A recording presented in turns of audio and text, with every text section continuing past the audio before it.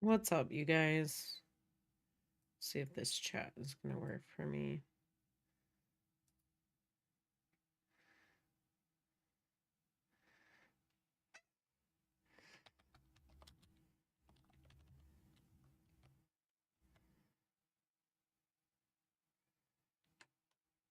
Seems to be working.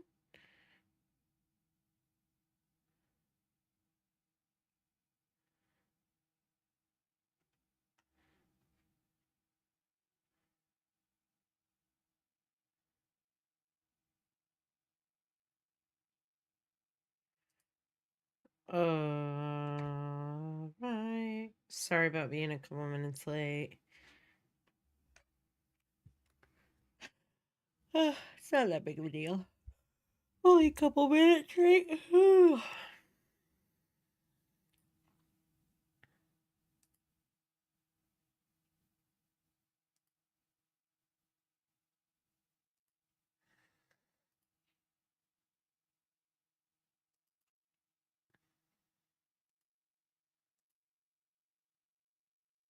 There we go. That works great. Perfect.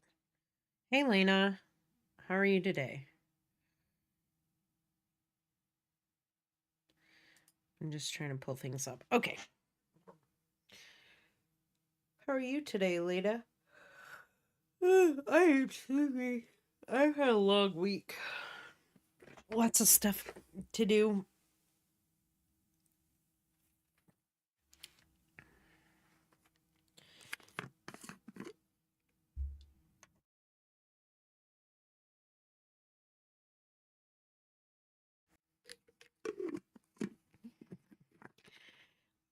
So today we're just gonna jump into animation. Um, on our assembly line. Sweet. So we're gonna get through like the main animations first, and then if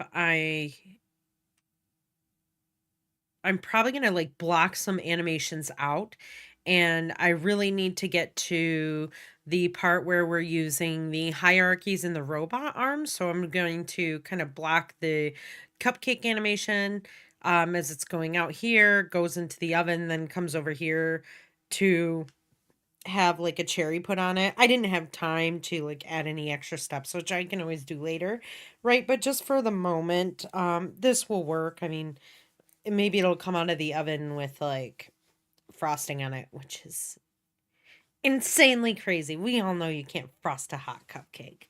But but the main thing I want to show you guys really is how to animate this arm right here.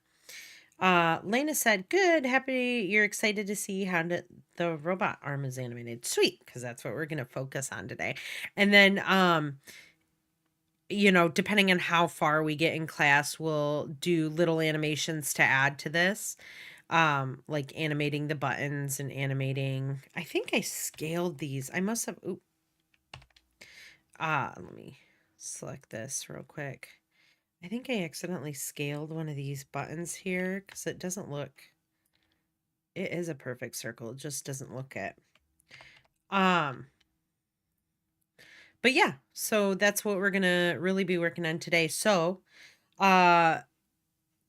you guys can go ahead and follow along with me and, you know, just kind of watch and then go off to do your own thing. Yours is obviously going to have different stuff happening here, possibly. I mean, it might be very similar, might not be, but either way, you'll kind of understand the gist of how to animate something that's rigged up and parented, which we already did on Tuesday's class. Lena asked, the project is still due on Monday the 16th, right? Correct. Yeah. Yeah, I have the 16th through, like, the date range obviously is the 16th through the 23rd. But if you get it to me on the 16th, we'll go over them in class, right? So I'd prefer to see them so that we can talk about it. And if you guys need to fix anything, you guys will have time to fix that up as well. But let's go ahead and I'm going to shut my camera off so that you guys can just see the entire program here. And we're going to get into animating. So the first thing that I want to do is animate.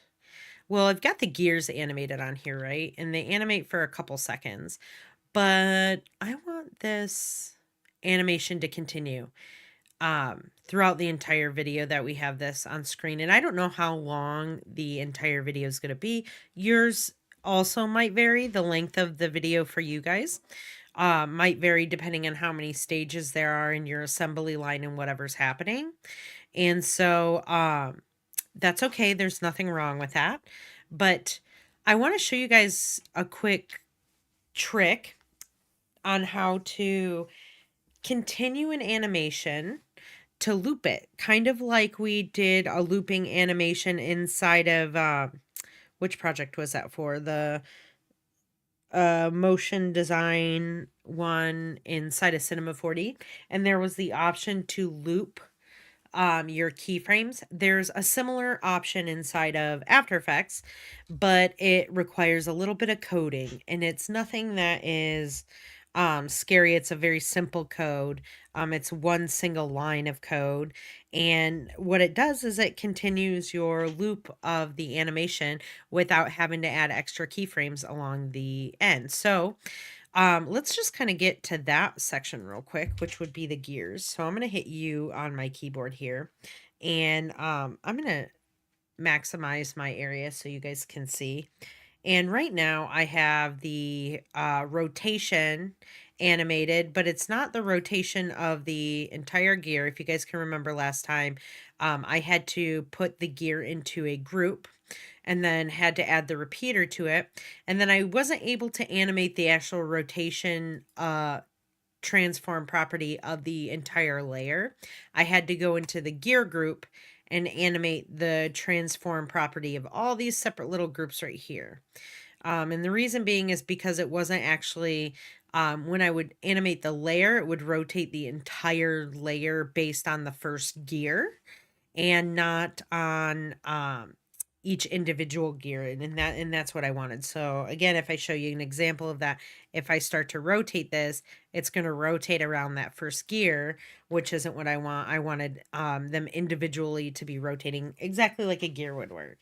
Now, I have on here, I remember I kept the keyframes linear because the motion is neither stopping or going. It's just in motion the entire time that we see it on frame.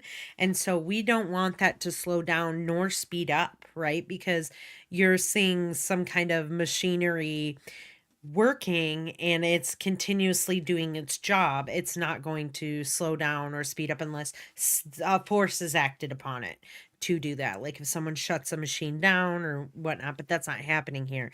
And so that's the reason we kept these linear keyframes.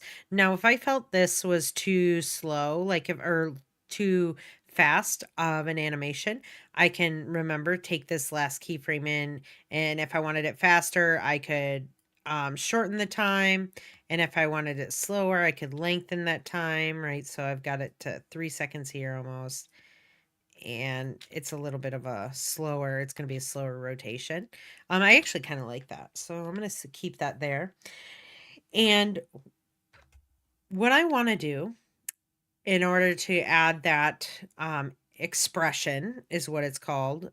And an expression, again, is a form of coding that you can add to any keyframeable option inside of After Effects. So I could add this to anything that I can keyframe, right?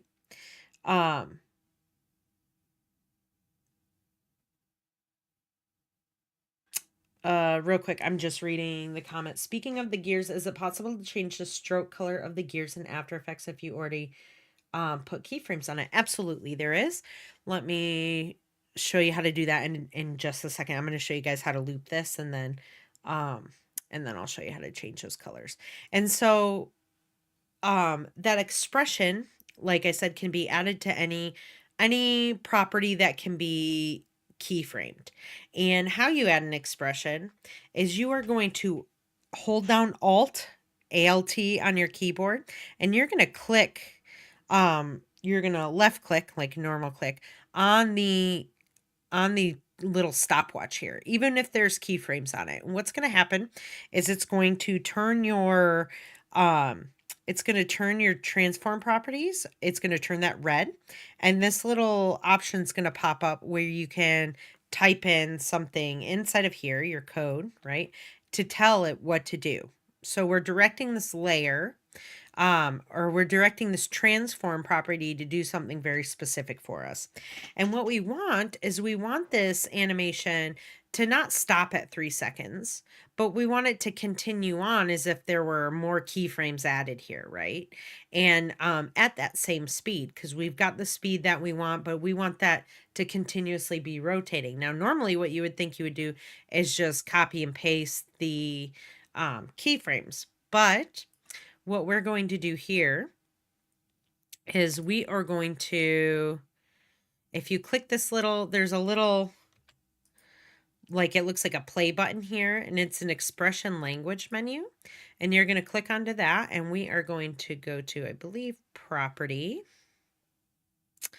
And under property, there is an option called loop out. There's a few different options. There's loop in, loop out, loop in duration, and loop out duration. That's the duration of your composition. But if we, so that's going to be specific, right? So if we extend or shorten the composition, it will, or even the layer, it will shorten or extend the animation. Looping in means that the animation will continue from the beginning and further on. So if my keyframes, for instance, were moved over further down in my timeline, like over to 11 seconds, and I had all of this blank area in front of, like, if my keyframes were perfect, I can click off. If my keyframes were down here and I've got all this time in the beginning where nothing's happening, loop in will loop that animation before those keyframes. But because this is at the beginning of our timeline, we're going to select loop out so that the animation continues to happen after our last keyframe. And so I'm going to click on here again. I'm going to go to property, and then I'm going to go to loop out, and I'm just going to click off. And now when I go back to here and I play it, watch what happens when I go past that 3rd second. So keep an eye on, once my playhead moves past 3 seconds, it will continue animating. So the animation just continues going.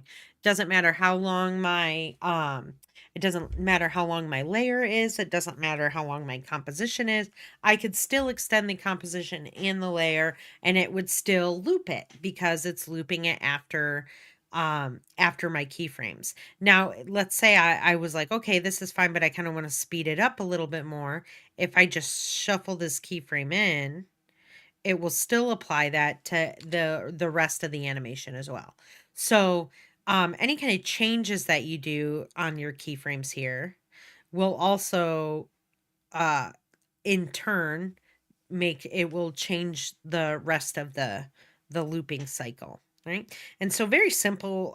They made it a lot easier where you don't have to remember a bunch of expressions.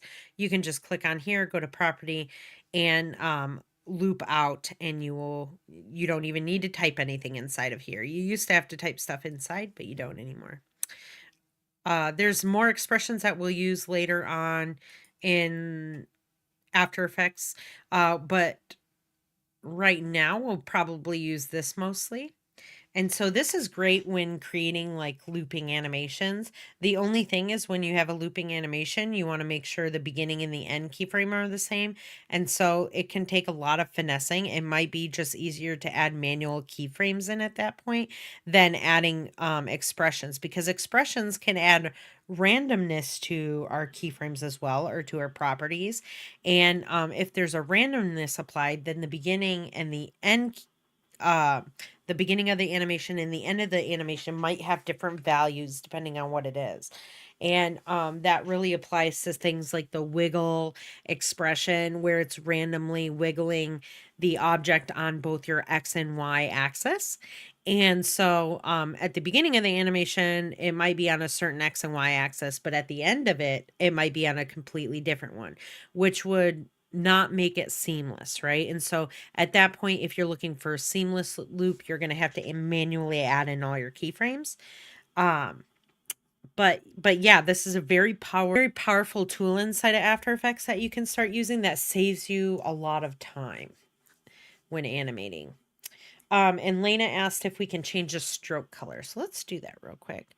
So I'm going to select my gear outline, especially when you make it an outline.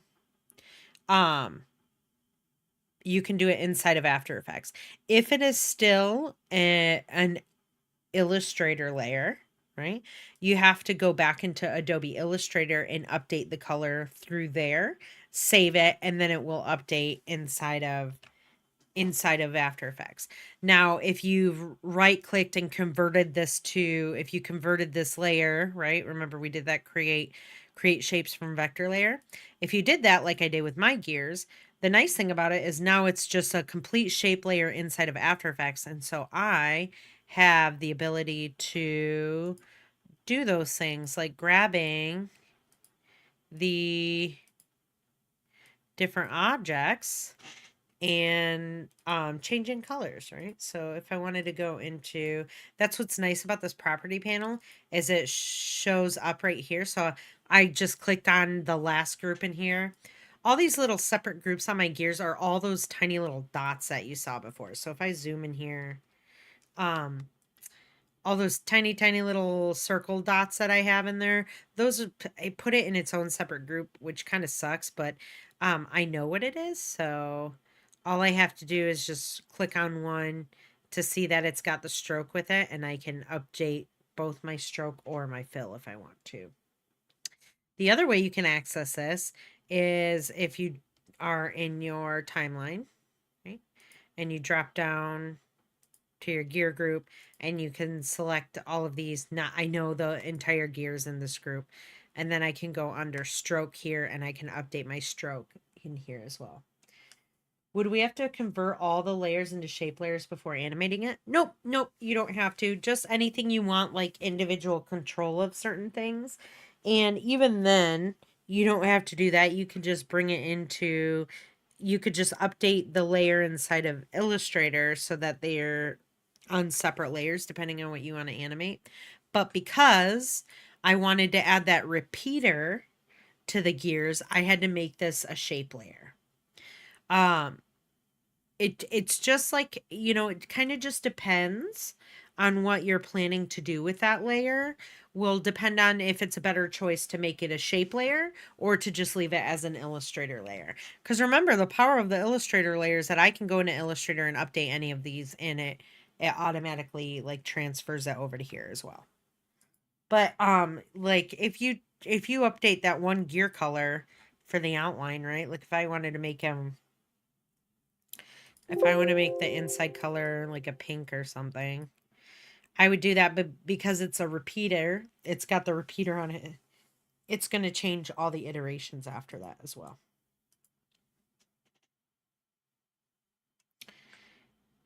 Let me zoom out of here. Okay, so we've got our gears animating. And oh, you know what? We might actually want to not do this loop out animation. Let me take this off real quick. And the reason being is because I realized our Cupcake is going to have to stop along the conveyor belt as it goes around, right? And you can't just stop the animation here. The animation is going to continue going if I have that expression on there. And so I'm going to remove that expression actually, because I just realized that I'm going to need to stop those as I'm moving. So I will have to ease these keyframes. So let's animate the Cupcake first, and then we'll worry about the updating the gears so that they animate in the appropriate way. I didn't think about that before until just now when I was like, okay, let's get the Cupcake animated. So let's grab the Cupcake outline, and I'm going to, I think this one right here. Here's the cake. Okay. I'm going to drop the scale of the cake down. So right now I'm just focusing on the cupcake tin. And I did all that in the properties panel, which was nice because I didn't have to drop down everything in this. So I'm going to try and get used to using the properties panel up here. But I want to animate the position of the cupcake tin, and I'm only going to animate the X position. So the Y position is going to stay the same. And so I'm going to just go here and initially keyframe this X position off screen, right? So I'm going to bring that off screen, and I'm going to hit U on my keyboard. So I just see that keyframe. And I'm going to say probably about 1.5 seconds. Let's do 2 seconds right now. It's going to move over here, and it's going to stop right underneath this, the batter tube, right? So I'm going to see this. It's going to go here. It's going to stop there. I'm going to then, it's going to stay there for probably a good second, fill up with the batter. So I'm going to move this over. I'm going to copy and paste that keyframe there so it stays stopped during that time. And then I'm going to move ahead. Let's do this in whole right now, in whole like time increments. So I'll just do this at 1 second. And then I'll adjust the timing after. We're just blocking out the animation right now. And I'm going to move ahead 2 seconds. And move this cupcake into where the oven is. Now, the oven screen, is it that or the window? I want to drop the opacity of. So let's drop this down to 50 so that you can see my cupcake tin in the inside. And it's going to stay in there for a little bit of time. So I'm going to copy this keyframe, paste it, and then I'm going to move ahead another 2 seconds. And the cupcake is going to move out of that position and pretty much where the arm is, the robotic arm right now, and then it is going to fill up, or the robotic arm is going to put a cherry on top. So I'm going to copy and paste this keyframe after a second. So it's going to kind of just, it's going to go here, it's going to stop, it's going to move forward, it's going to stop, it's going to move ahead, it's going to stop, just like an assembly line. I'm going to move ahead and move this off screen. All right. I'm going to save this and play it through. I think the timing's pretty good on that. I think the timing of having that happen. I think that I will increase the timing between here and here because it's going to bake. So I want it to kind of bake for a little bit longer. Maybe a couple seconds there. What's wrong, kitty? Did I take you to the vet today and you're angry about it? Oh my gosh. You guys, if I have any key tips on animal wrangling today, it's just don't take 2 cats to the vet at once. It was crazy. All right, so I'm gonna replay this. It's gonna fill up there. So move and fill, burn, move forward, do what it needs to do, and then move off screen. All right, and let's go ahead and update the gears so that they're rotating around the same time. So I'm going to hit U on my keyboard, and I am going to move this forward, and these gears are going to stop at the same time. As every time this stops, the gears are going to stop, right? So it's going to stop for a second. I'm going to copy and paste this keyframe. It's going to move forward after this. So then we're going to do another full rotation. So I'm just going to put 2 there. And then it is going to stop. So I'm going to copy paste. And then it's going to do another full rotation here. So I will put 3. And then it will stop, copy, and paste. And then moving forward, it is going to also put that on another full rotation. Perfect. So now the gears should be stopping in line with nice. All right, cool. So we've got the cupcake like moving along. This is fantastic. All right, I'm going to save this. And now let's go ahead and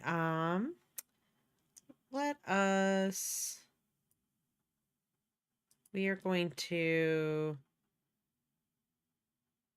yeah, I want to ease these keyframes right now. So I'm going to select, so the last keyframe, because the cupcake is moving from off screen to on screen, I don't need it to slowly come on screen. I want it to come on screen at full speed, right? And so I'm not going to include these. Not at the moment anyways. We'll see what it looks like once I'm easing the keyframes. But that's the reason I'm not including these first 2 keyframes in the selection. Same with the last ones, right? We just want this to maybe get a little like a slowing start, but then it's going to go off screen full at full speed. So I'm just going to select this group of keyframes that's in the center, and I'm going to hit F9 on my keyboard, and then I'm going to go into the graph editor here, and we are just going to just exaggerate these keyframes a little bit. I'm going to hold down Shift and pull this way, grab these handlebars and hold down Shift and pull this way, and then I'm going to play this.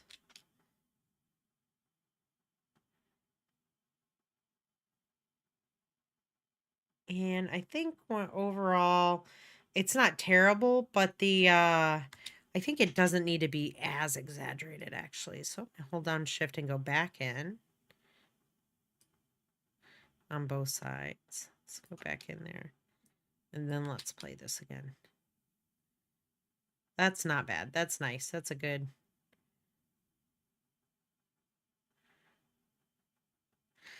I think the one I just don't like is where it goes into the oven, which is from here to here. So I'm going to update these keyframes right here. I'm going to zoom in on these guys. And I'm going to actually bring these out. These ones out a little bit more, right? Do I want it to look like that? Yeah, that's nice. Okay, so I just wanted to pull these out so that it might start a little faster, but it like kind of slows down a little bit more into the oven. And so I'm going to pull these back even a little bit more, holding down Shift. Let's watch this again. There we go. Nice. And then I might want to have it so these are where he's going out of, where the cupcake is coming out of the oven and into this one. I might want to just slow these down a little bit and drag these out a little bit more so it's more of a slower. There we go. I like that. Okay. Your easing, depending on where your stops and your goes are, might look a little different. But just in general, notice how it's going to come in at a normal, consistent speed when I start playing. And then it's going to slow down here. It's going to stop for a second. It's going to speed up a little bit. It's going to ease out of these keyframes and then ease into this stop in the oven. It's going to stay there for a second. It's going to ease out of those next keyframes. And when it's under the claw, it's going to slow down. It's going to ease into those. Then we have like a stopping area, and then it's going to ease out of these next keyframes, but continue going speed off screen. Lena asked, were there any resources or videos that helped you to understand how to read the graph? No, I mean, I think it's just really working inside of the graph editor and understanding what the curves mean, right? Understanding that when I go into, I'll just select one of these for now. We'll select the cupcake one. Understanding that when I come into here, When I see the curve is flat, I know that there is no change happening, right? I know that that object is staying in place for however long it is flat for, right? So I can see that right here, and right here, the object has stopped, right? It's not moving up or down uh, on the graph, which means that it's not moving in space, right? And then the curves, there is no curve to it, right? But the curvature is showing us like this is going from a constant speed and slowing into this keyframe right here. This curve, right? If this curve were opposite of this right now, if I had this up like this, it's going to be a super fast motion right here. Because, oop, I didn't want to do that. I wanted to make this bigger and zoom in on this.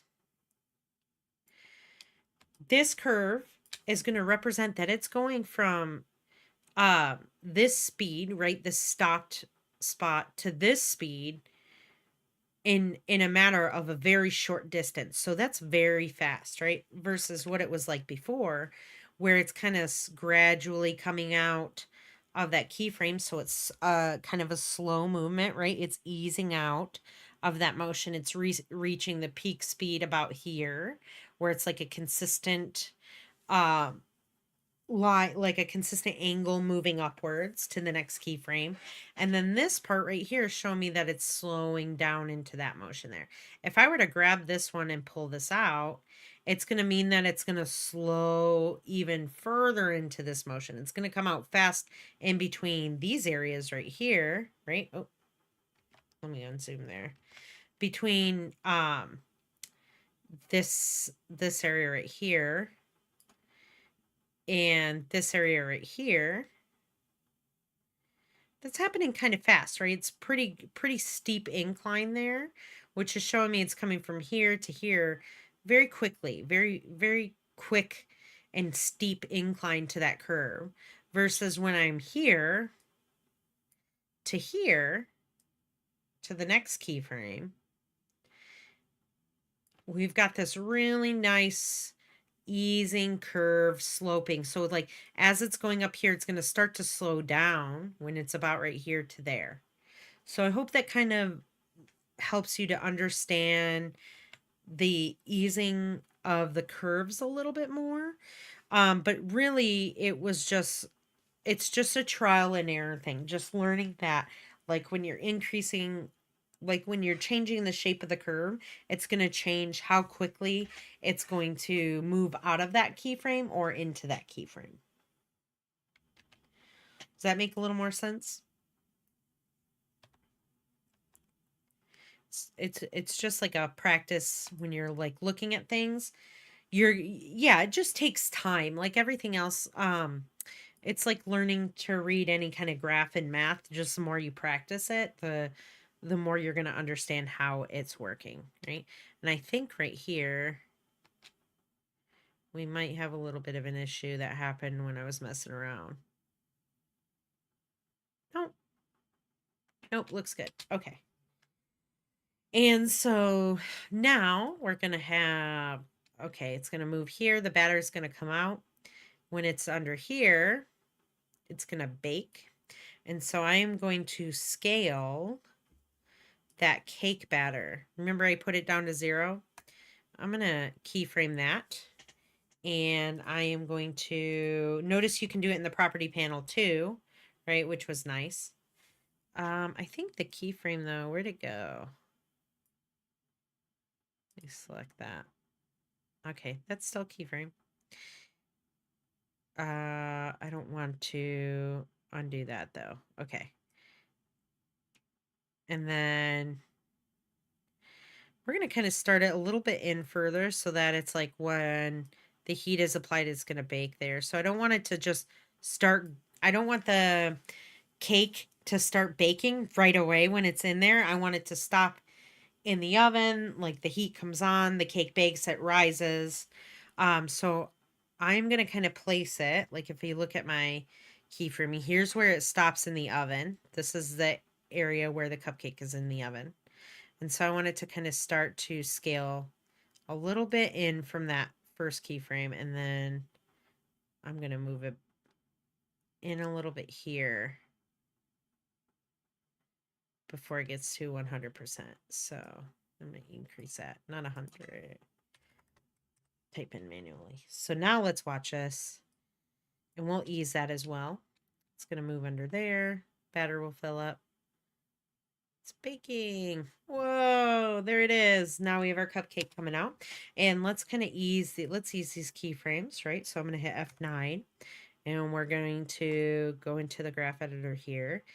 And I kind of want it to slowly bake its way to its position. So remember, it should, and maybe there. I did opposite of what I want to do. Like I said, remember the nice, want it to kind of move into there. I'm going to zoom in on this real quick so I can see a little bit better. There we go. I'm going to pull this out, hold down shift a little bit. Now it's going to kind of start to scale really quick, but then it's going to slowly come to the full scale stop. Nice. That looks fantastic. I love that. And I might mess around with the timing a little bit more as we go. Oh, didn't mean to make that full screen. In fact, I might just do that really quickly now, like extend the amount of time that it's in there. I might just do that by an additional second. So I'm going to, oh, didn't mean to move that layer. I'm going to select all of these, and I'm just going to move it because I want to increase the bake time for an additional second, but leave this keyframe at the same spot in relation to where the keyframe is, where the object, the cupcake tin, moves out of the oven. All right, so we're going to sit here. Nice. Now she's ready for a cherry. Okay. Save this here. And we've got like our main blocking of the cupcake out. Now let's do the batter from the tube real quick.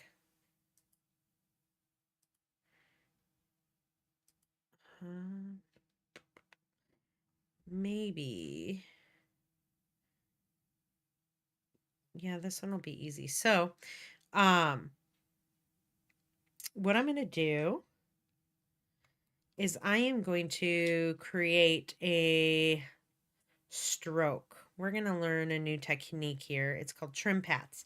And what trim paths does is it takes a stroke, and it allows you to essentially, let's see here. Let's draw it first, and then I'll get into it once I can start visually showing you how it's working. So I'm going to put it behind the cupcake outline. I'm going to draw it first. Click, holding down shift. I'm going to select there. I might even bring this up a little bit more, holding down shift. I've got a stroke here. I want it to be the color of my cake batter, right? So I'm going to grab my cupcake, and I'm just going to copy this hex code right there. And then I'm going to select that shape layer again, and I'm going to update the color. There we go. So it's the color of the batter. And now I want to rename this layer. So batter, batter. Batter will be fine. Perfect. And I'm going to bring this down because I want it below the cupcake, right? I'm going to bring that down below. Actually, let me show you guys first what the trim pass is going to do. So I've got the object here. I'm going to move my anchor point. Doesn't matter if it's in the center here or not. So you guys can always leave your anchor point wherever it ends up on this if you're doing something similar. I am going to increase the stroke size a little bit though. I don't want it too big. I don't want it to go beyond the tube. And then I'm going to make it a round cap on here because I want it to look kind of rounded. And I might eventually taper this, but um, similar to adding that repeater, right? You can, when you have a shape layer, you can go down here to the little add animation modifier and you can select trim paths. And what trim paths allows me to do is it allows me to essentially animate that line, right? So if I wanted to animate my batter coming out, I can do that, right? But then we have to think about how the batter will animate down, to the rest. So there's like a starting point and an ending point. This is the start of my line, which is up at the top. And this is the ending of my stroke, which is down at the bottom. This really only works with a stroke, by the way. It doesn't really work with an object that has a fill. It will do something with an object that has a fill on it, but it doesn't look good. And so I don't know anyone who's used that technique with a fill. Mostly 99% of people who use this trim paths will use it with a stroke. And this is a super popular technique that people use all the time to animate different things. And so we're going to animate essentially the batter coming out of the tube here into the cupcake tin. And I want to actually bring this up a little further because it's kind of hanging below the cupcake tin there. And I just don't want it to show. So it's going to kind of be like this illusion, like this batter comes down into the thing. Well, I don't need it to be this long the entire time, right? I want the batter to only be a certain distance. So let's say I wanted it to be 70% the length of what the entire thing is. I only want 70% of this entire stroke showing. Oh, I didn't mean to hit caps lock. I'm going to bring this over so you guys can see what I mean. And so if I just go over here, if I go to the end and I just type in 70%, then I've got 70% showing right here. I could have also done it a different way. If I did a little math here, I could be like 30 percent there. That's 70%. I could have done 20 and 90 right here. So there's different ways to do that. Let's go ahead and make the math easy though. We're going to type in 0 here. Oh, and then 100 or 70 here. And now this offset allows me to just offset like where that is, right? So if I wanted only 70% showing, but I wanted it to kind of animate like think of this like when you're riding on your bike on a road and you're looking down at the lines, the center lines. That's kind of what this looks like right here, right? So that would be cool animation for that. There's a lot of different ways that you can use that offset and you can use the start and ending, but we're actually going to only animate the offset property here. And so I'm going to bring this up here because I want it to kind of be hidden from I don't want people to be able to see it. I might just change the amount. So I could just update the offset, right? I could do that. And then when I bring this, we can see it right now, but when I bring this batter behind the cupcake tin, remember layer order matters, you don't see it anymore. So now if I update that there, it's going to look like it's falling into the cup, right? A little bit turd-like, but we can update that, right? Okay. It might just be that way. And so I'm going to zero this out. And now that I said that, I can't see anything else. Okay. I'm going to start it there. And once this cupcake moves into position, we'll address this issue here in just a minute. Let me go to the cupcake, actually, or the gear. Either one, cupcake or the gear. And I will start the animation here. Animate the offset. And then right here.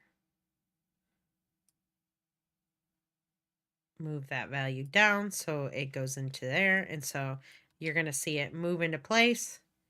The batter's going to fill it. It's going to go to the next one. Okay. So what I want to do here then is I want to trim this layer so that it's not starting over here, so that when this cupcake tin is over here, you're not going to see this section. And so I am going to move my playhead there, and I am going to select my batter layer, and I'm going to hit Alt open bracket.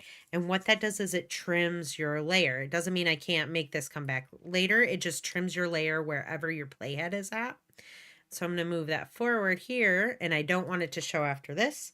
And so I'm going to Alt close bracket, and that will make that disappear. And so now we have this illusion like it's there only when the cupcake comes to get the batter filled, and then it's not there, right?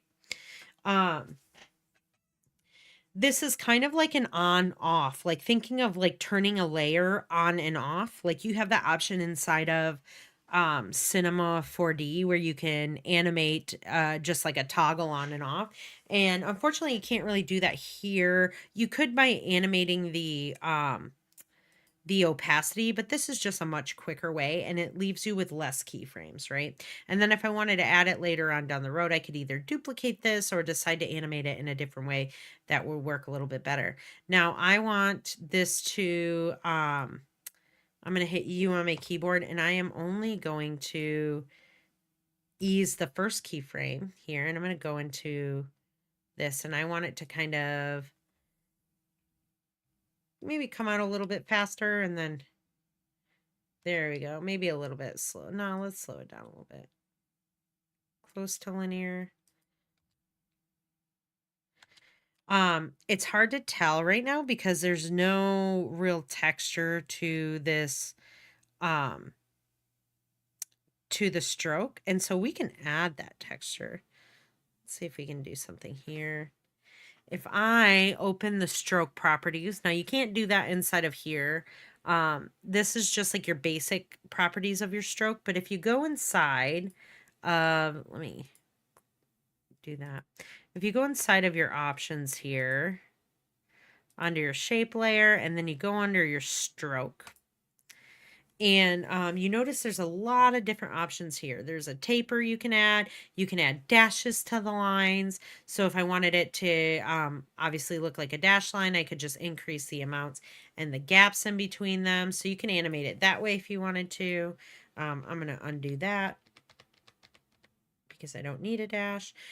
Tapering it allows the, if you look at the end here, it will taper the stroke for you, right? So if I move this, remember there's no position keyframe, so I can just move this over, but it's just tapering the back end of it, which I might leave that there. So, or the starting length. I might do that. And then if you taper, if you hit the start ease, it'll kind of round that out. It smooths that taper from the tip to wherever the taper is happening. And then you can, the length of it, you can update the width here. So there's a lot of different options that you can mess around with.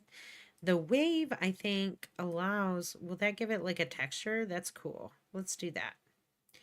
We're going to increase that.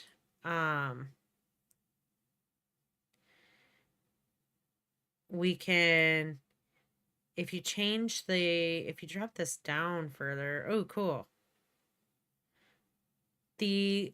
So the wavelength is what I'm noticing is it's measured based off of one point, the top of the wave to the bottom of, to the other point, right? The peak of the wave to the other peak of the wave, or, you know, the trough in the trough here.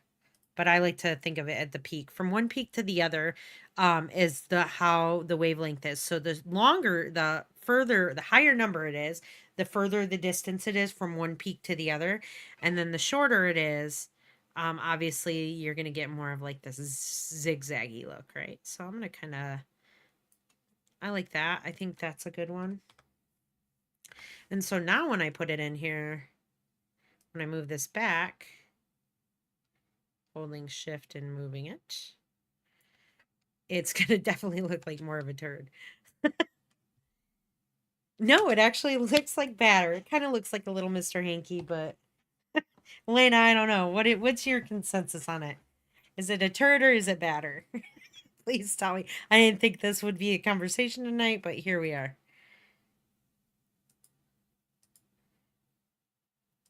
You can tell me. I can feel your laughter happening behind the screen. You're like, I don't know if it's a turd. I didn't think I'd have to answer that question tonight. I'm not in nursing school. Fills the cup, goes in here. It's gonna bake. Ooh, we got this lovely loaf. Maybe it's a loaf of bread, right? What if it's not a cupcake factory? What if it's a bread factory? Scarily a little bit. A all around. You just pass automatically. You win the semester. It looks like batter. Belle thinks, Belle, thank you for the input and welcome to the chat. Um, the scarily, it looks like both. I mean, who knows? Could be an off day, right? Okay, so we've got it in here. Let's add, I think I'm going to add a little bit of frosting just on it in general. Or I'm not going to add that. I'm just going to put a cherry on it. I can kind of see both too. In consensus, it is a multifunctional machine. That's okay. Not a problem, Natalie. Started a couple minutes late. I didn't know. Like I said earlier in the chat, I had to round up my cats for an appointment, and it was a zoo around my house, and so I didn't know how long everything was going to take. But I try not to schedule appointments on days that I have class. Just sometimes I've some appointments I have so far in advance that I just forget about them. That's kind of what happened today.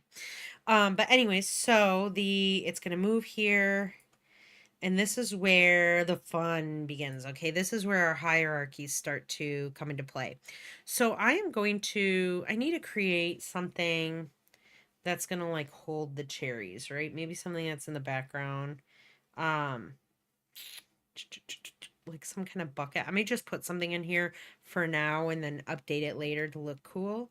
But let's go just kind of grab our drawing tool and just kind of get at it. Um, maybe the cherries, maybe they're on their own little, ooh, yeah. What if they're on their own little conveyor belt over here, moving the opposite way? Kind of moving into screen. So I'm going to create this object over here. And this is a great way for you guys to kind of see the drawing tools within After Effects as well, because I'm going to do similar things that I did inside of Illustrator. I'm just going to, have a different way around it. And so I want to round these edges, similarly to how I did this before. I mean, obviously it's off frame, so you can't see they're rounded. But we can do that inside of After Effects over here. If you go into the rectangle, and under rectangle path, there's an option that says roundness. And you're just going to increase that amount, and it's going to give you a rounded edge if you go all the way up. I think 100 is as far as you can go. Obviously, it can't go beyond that. And then what's neat is you can also update your size of your object, which does not update the scale. The scale of the entire layer is still going to be at 100%. This is just like the dimensions of the actual object itself. So right now my object is 390 pixels on the x-axis and 70 pixels on the y-axis, right? So just more information for you guys to know.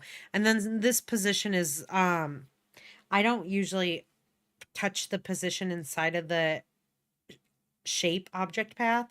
I usually mess around with the position on the actual layer itself, but it's not a big deal if you do this. But it can cause some issues later on down the road if you're animating the position of it. So I like to just kind of be conservative when it comes to messing around or keyframing these. So mostly what I would keyframe out of any of these three properties is the size. But I usually can get around that with the scale. Let me see here. I do want I want the fill to be this color, and I want the stroke to be this orange color. And then I'm going to decrease the stroke width because it's a little too intense. And then I want to, so this is going to be named Cherry Conveyor.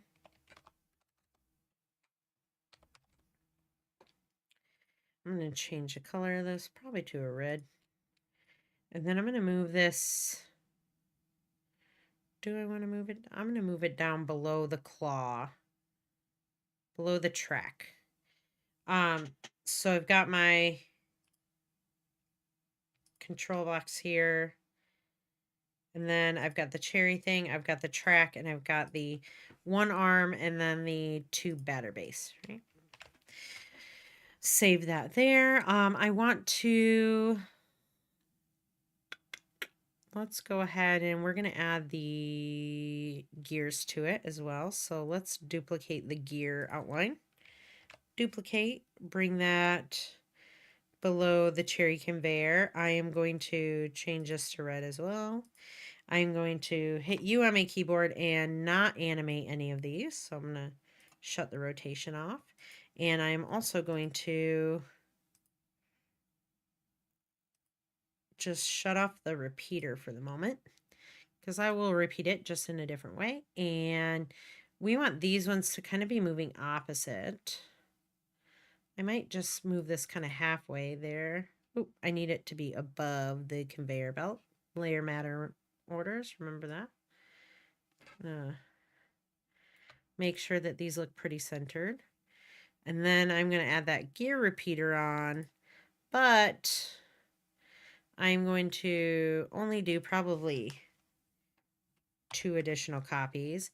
And I'm going to change the offset. Where are you? There you guys are.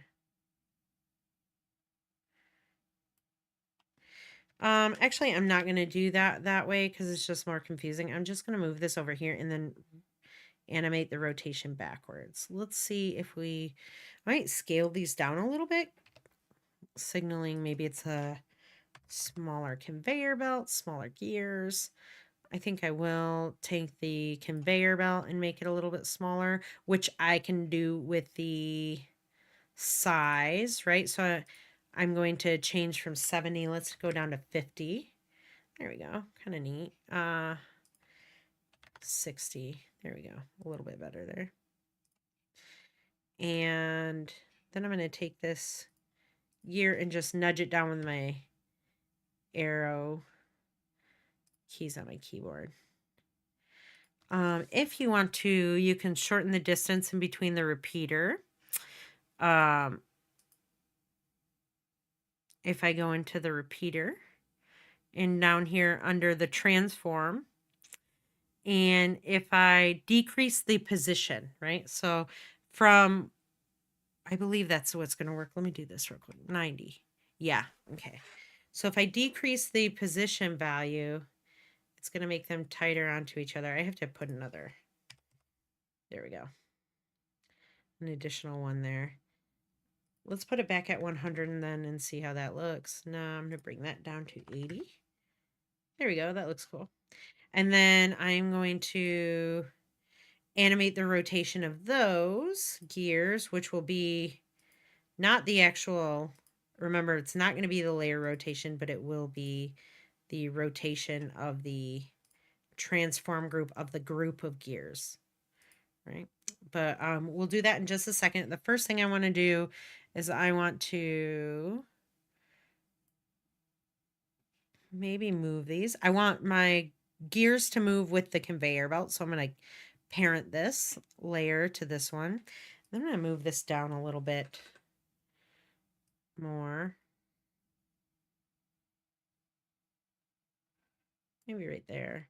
I might move my arm over a little bit, holding down shift, and just kind of shuffle it over this way. And now what I'm going to do is add a little cherry. So I'm I'm just going to do a round. I'm just going to do a circle. I don't have to add a, I could add a little thing. Let's just do that. Bright cherry. Holding down shift. It's obviously going to be very small. I do not want a stroke, so I'm going to shut the stroke off on that. I'm going to hit V on my keyboard. I'm going to change the color of this layer so that we can see it. I'm going to change that to red as well. Can barely see it.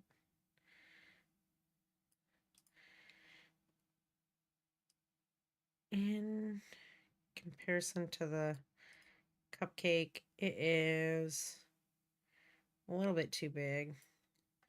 Let's put that there. Let's change the size to 30. 30, 30.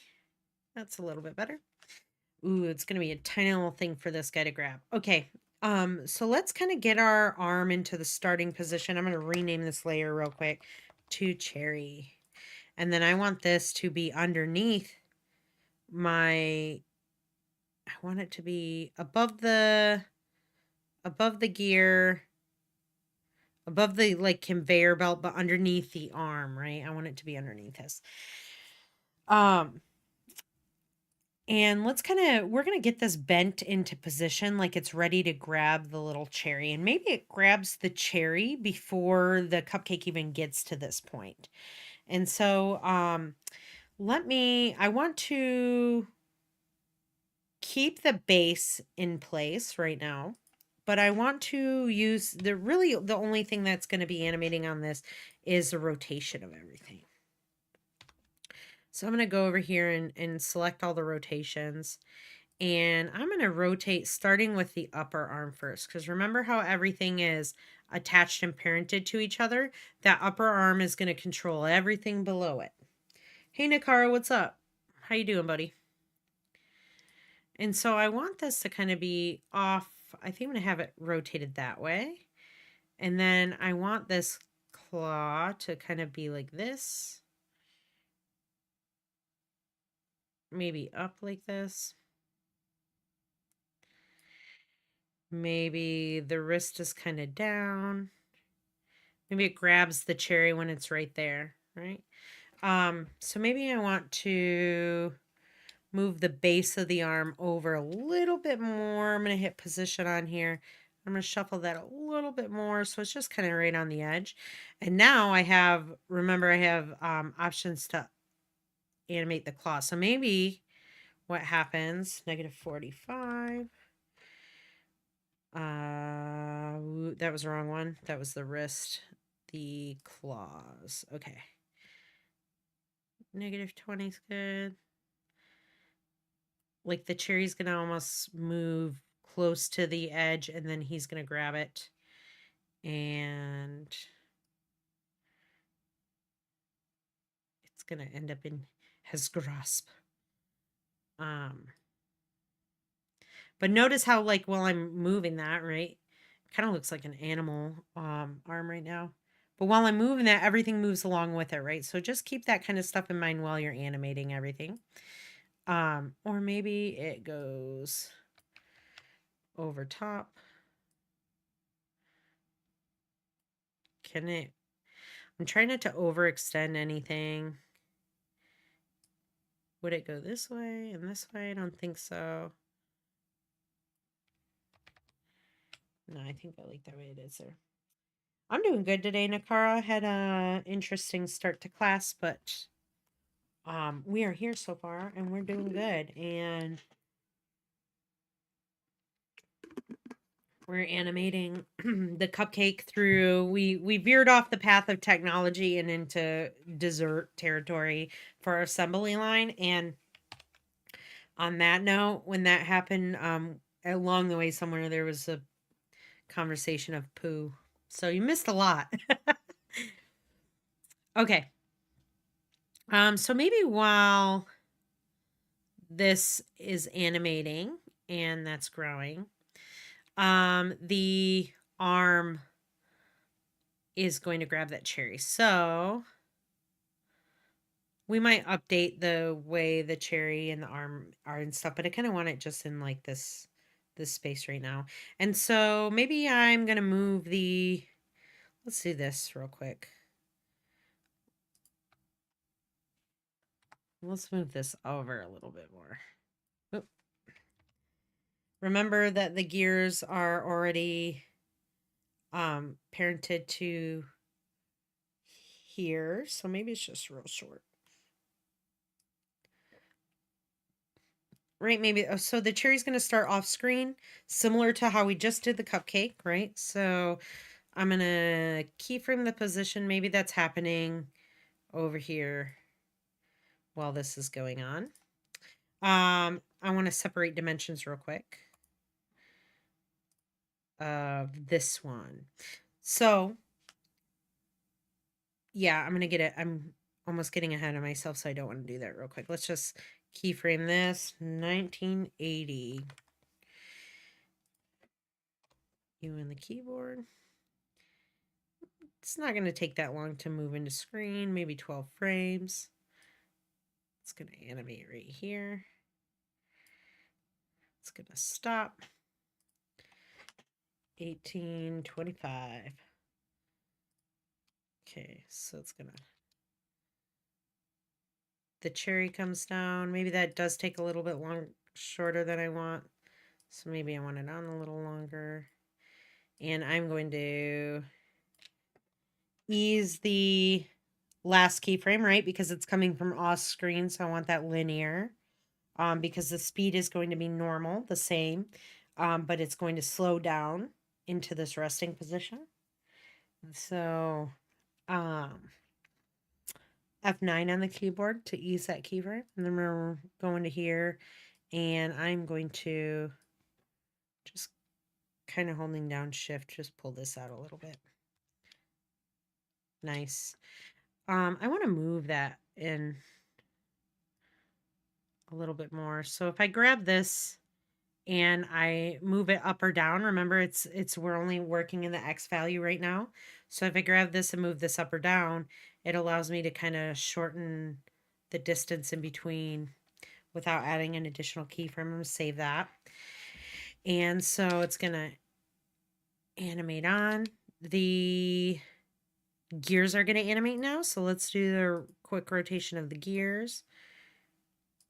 And that will happen in the same time. So under the gear, we're going to go in the contents panel, and then under the gear group, that transform panel is where we're going to update the rotation. And so I'm going to start the rotation right here, and then I'm going to hit U on the keyboard because I want to line it up with the cherry animation. So moving, are you talking about when I move that graph up or down? Let me go back here to the graph editor. If I select this keyframe, remember that when on your graph, let me actually make this bigger real quick for you guys. So on your graph, it reads time. So going from left and right is your time, and going from top to bottom is the change in whatever parameter that you're working in. Right now, we're working in our position property, and we're only animating in our X space, right? And so this is where in our X coordinate, the actual object is located. So if I grab this, if I want the animation to be longer, I'm going to select this last keyframe and I'm going to move it left or right, right? Because that's the time. If I want this, if I wanted this to change in maybe where the position of the object is, I'm going to select the last keyframe. And if I move this up or down, it's going to change that value, right? Because remember, this is the value change. So it doesn't affect the motion. It just affects the property. It just affects the coordinate where I have it. I think it really works well with your position parameters. Does that make sense to you, Lena? A little bit more sense? And so the animation hasn't changed. just where it kind of stops on this little conveyor belt.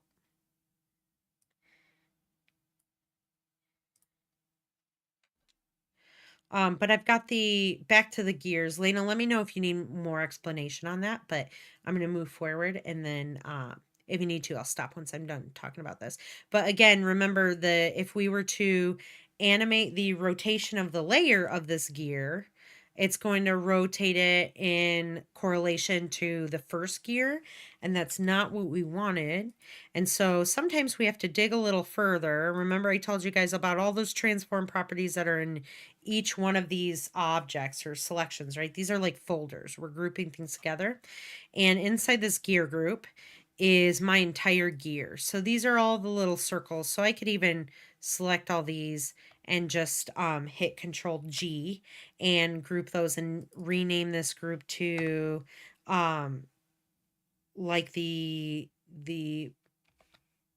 nuts and bolts of the gear. And this is the main body of the main gear, right? I could say that. And so I want all of these to rotate together. I don't want to just rotate the nuts and bolts or just the gear. I want them both to. And so anything that I change here, because the transform group is below these, because layer order matters here as well. Whatever I do here will affect both of these groups that I have. And so that's why I wanted to select the rotation under the gear group, but not on each one of these individually.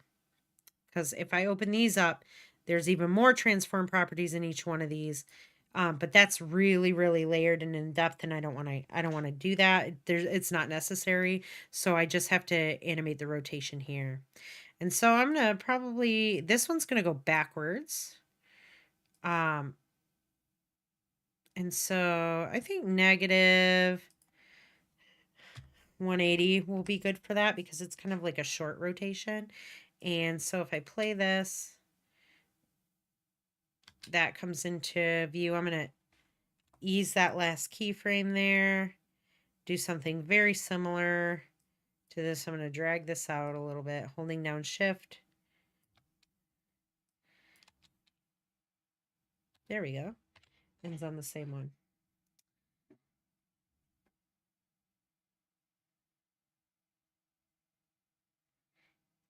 Correct. Yeah, thanks, Belle, for that. Left to right is time, right? Because we're on the timeline. And so when you look up here, this is your graph values, right? This has all your numbers. These are all my value changes. And then if I look up here, it's everything is in frames, right? And so that's indicative of your time. So I can see here, like right now, my playhead's on 0 frames. And if I move forward, then my playhead is on 6 seconds, right? Let me do this.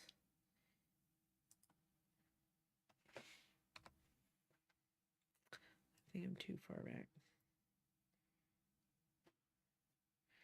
Make this a little bit smaller. All right, so that's going to fill up. I think maybe I want this to happen while it's baking, actually. So let's do this. Let's move all these, right? Oh, so here's a great example. I want these to be over here. If I were to go into my graph editor and I select both of these and I move them both holding down Shift over here, I'm changing where it is on my timeline, right? So if I'm holding down Shift and I bring those first keyframes, these 2 keyframes right here to here, it's not going to start until my cupcake is in the oven baking. Yep, there it shows up. Okay, so now I want the arm to pick this up. It's going to come into the screen. We're going to start to animate this claw here. So the first thing that I want to do is kind of extend. I want to keyframe all of the rotation properties of the arm, but I do not want, oh, I think I missed Where'd the lower arm go? Did I shy that? Yes, I did. Great thing to realize. I accidentally clicked this little shy dude here, and I had my shy layers selected because I'm hiding some things on here. And when I did that on accident, I was missing it, and I was like, where'd it go? The layer's not gone, it's just hidden. So I want to undo that and then shy again.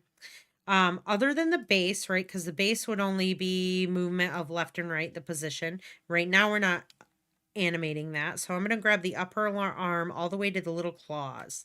I'm going to hit R for rotation, and I'm going to keyframe these all right now in their current position. In fact, I'm going to do this one at negative 105 and this one at 10 there, so they're just kind of close.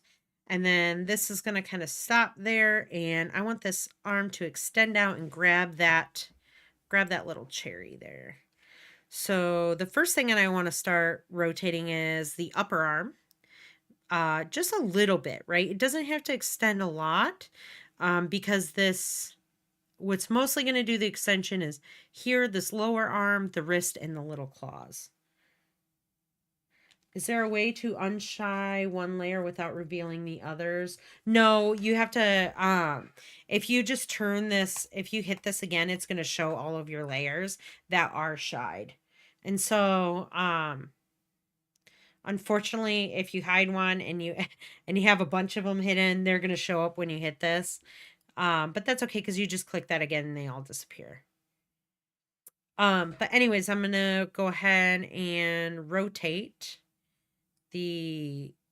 where did I make it? The upper arm a little bit, just kind of a little bit going forward. I want to rotate this down a little bit, maybe extend this upper arm a little bit more over this way. So let's do -8. And the lower arm is going to kind of move down a little bit. I want to actually extend this one out, so I might have to, this is going to take a little bit of just kind of trial and error to figure out where is the best spot. -25, right? Because this arm has to extend out enough for me to grab the little cherry. And I want it to go there. And I want the wrist. Maybe this one goes a little bit down. This one kind of moves here. And then these claws, these little grabby claws, gonna move in to grab my object. Ooh. Undo that. This next one. So I'm gonna just kind of, yeah, perfect. It's gonna come in. It's gonna notice how it's moving in, right? So like, as we're kind of sequencing, we're not sequencing the animation in the timeline, but we're sequencing and we're kind of breaking down how this arm is going to reach out to grab your object. Now, like I said before, your object might be different from what I'm doing, but the concept is going to be the same, right? You want to start at the upper arm section, and you want to initially, so you're going to want to start higher up on your hierarchy list, the main parents, right? Because I'm not moving the base left or right now, I just wanted to worry about the upper arm, the lower arm, the wrist, and then the claws. So I worked in that order, right? The upper arm, and then I did the lower arm, and then I worked my way to the wrist and then to the claws. And so when I play this, it's going to reach out and grab at that cherry. Now, if I want to shorten the timing, I can just move my playhead over here, select all these keyframes, and shuffle them over. And maybe if I wanted it to be more drastic, that's a good timing there. Maybe my start position is a little bit different. So maybe at the beginning here, my arm is not as bent up and curled in position, right? So maybe this is a little bit down further. This is kind of like this. These are closed all the way, right? Did I do some? I did something there. Let me undo this. Ah, I know what I did. Let's move these back. Be careful when you're selecting your keyframes like I was doing.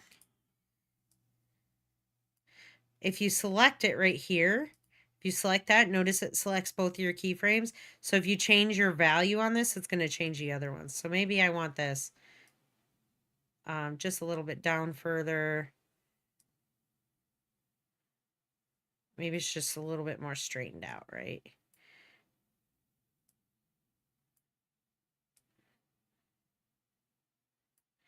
So now it's going to go up to grab those.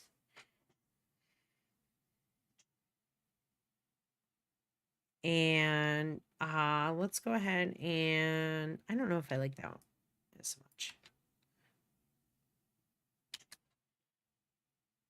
I'm going to go back. I think I just like the extension more of grabbing that. Yeah, I'm going to just close the claws, I think.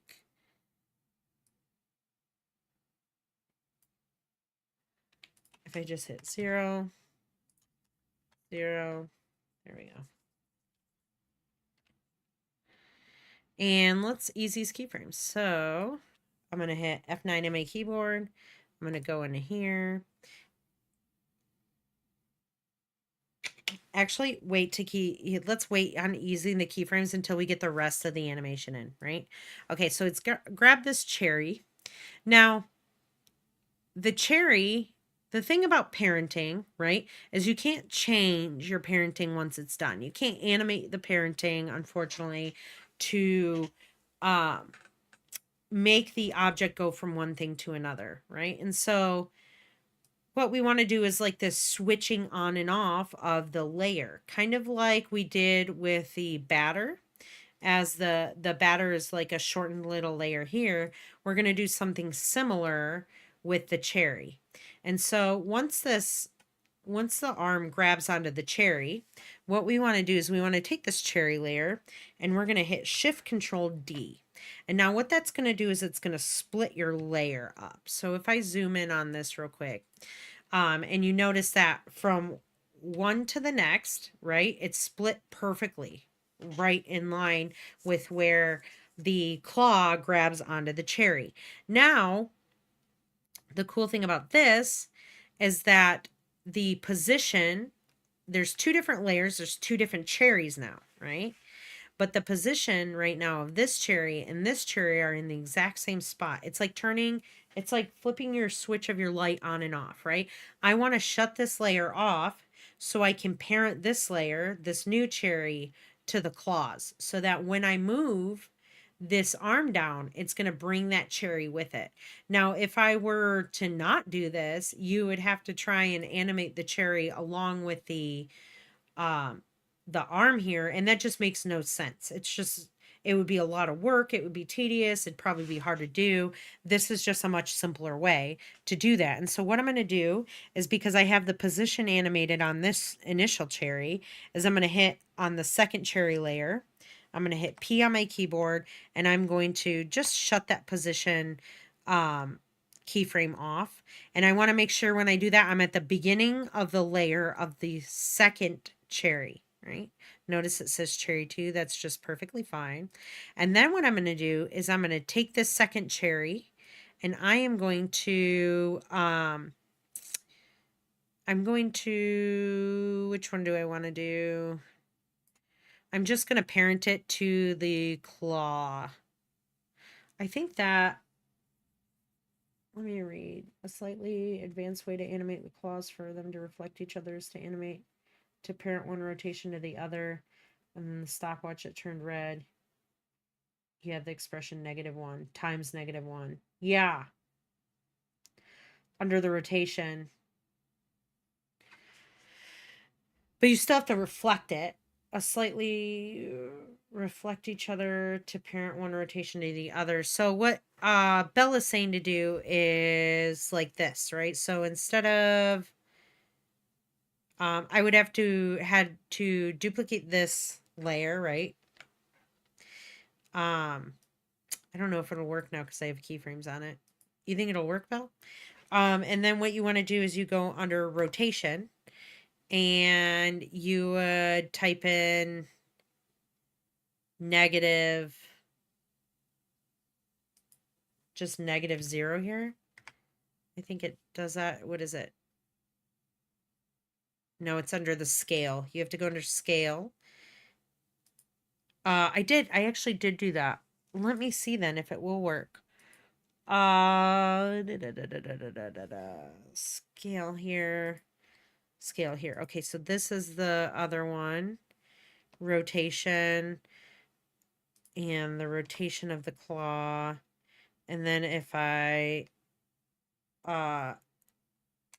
shut that off, and then I hit Alt and click on here, right? Because we were talking about adding expressions. Well, notice that this expression option here has a little pick whip.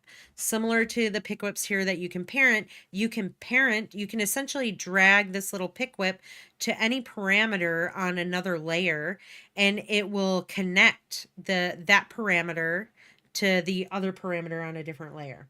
And so what I'll do is I'll grab this pick whip and I'm going to drag it to the rotation of the claw. And then right here, I'm going to type, is it multiply by -1? Or is it just -1? Multiply by -1. Let's try that and see if that works. And so now, oh, did it work? I don't think it worked. Yeah, it kind of did. Not really. Let's just try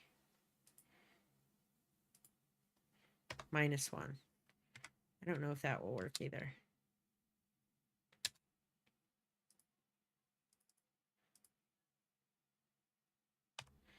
Maybe I just needed to increase the rotation a little bit more then. It seems like it's working. It looks like it's spread. They're moving apart. Let me see here. This only works if you guys had duplicated the, like I did in last class, I duplicated the claw and then went into the scale and hit, if you unlink this and you type in -100, what it does is it mirrors that for you. Yeah, the angle of the wrist.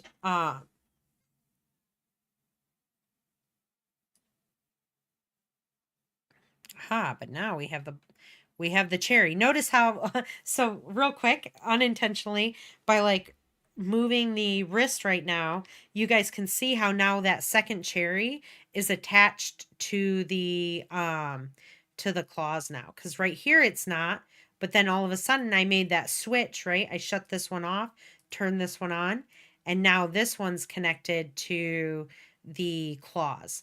Let me see if I can.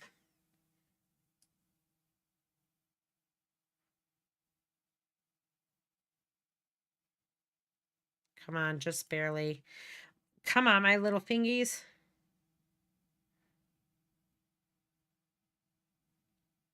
There we go. That's good enough. 8.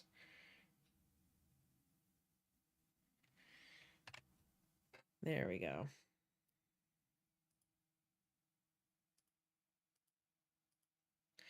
All right, let me go back here. I'm probably going to have this be like a delayed grab here. Notice that it shifts. I don't want that to happen. And so I'm just going to delete this one, move this back all the way to the end, right? Because this is an easy way to fix that problem. If all of a sudden you're from one frame to the other and your object jumps, it shouldn't do that. But if for some reason it does it, all you have to do is delete that other layer and then you can reduplicate it like right here. Let me adjust the wrist. Rotation. There we go. So it's going to go over here. It's going to grab that there. Probably maybe a little bit after that is where I want it to kind of make the switch on that. So I'm going to just move like maybe a couple keyframes ahead, and I'm going to make that switch. I'm going to hit Shift Control D again. And again, that splits that layer. I'm going to select the second cherry layer, which is this one right here, and I'm going to hit P on it because I don't need the position property to change. But what I do want to do then is parent this to the left claw of the, so when I grab it, and now I move the claw or the arm, it's going to move along with it, right? And so the next thing I want to do in the process is I've grabbed this. I'm going to move my arm so that it's kind of in place, like ready to go to drop this cherry. Maybe it just swings down here a little bit. It's going to grab that. Actually, let me add, copy and paste these keyframes real quick. Well, I can't do that. Remember, if I did that by selecting on different layers, if I select all of these and hit Control C, Control V, it's going to copy the layers. So I'm just going to hit Control C, Control V on each individual keyframe. Control C, V. Copy, paste. Copy, paste. So there's a short time in between here where it's just kind of static up there. And then I'm going to move it kind of into place. So I'm going to start up at the upper arm area. I'm going to move this down a little, maybe to here. Maybe this down like this. Maybe I want this up a little bit more, and this getting ready to drop the cherry on. Or what I could do is animate the position of the base. Trying to decide kind of what I want to do. I think I'm going to, from where it stops right here, I'm going to keyframe the position and just shuffle the base over a little bit.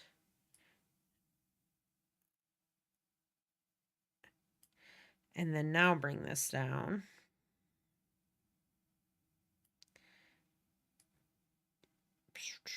What do I want to do?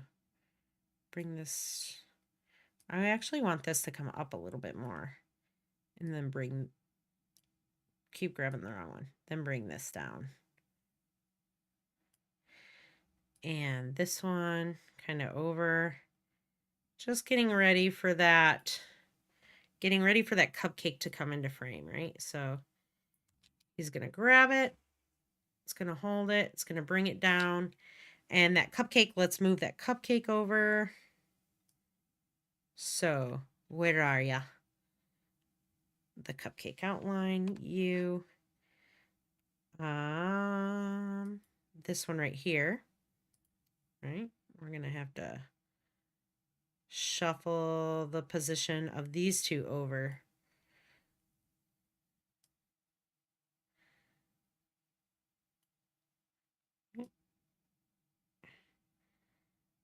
There we go. Just make sure that we didn't adjust anything else there. It's going to stop. The only thing that I did,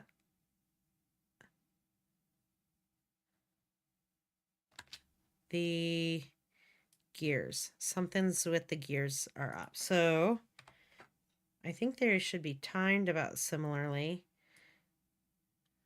Nope.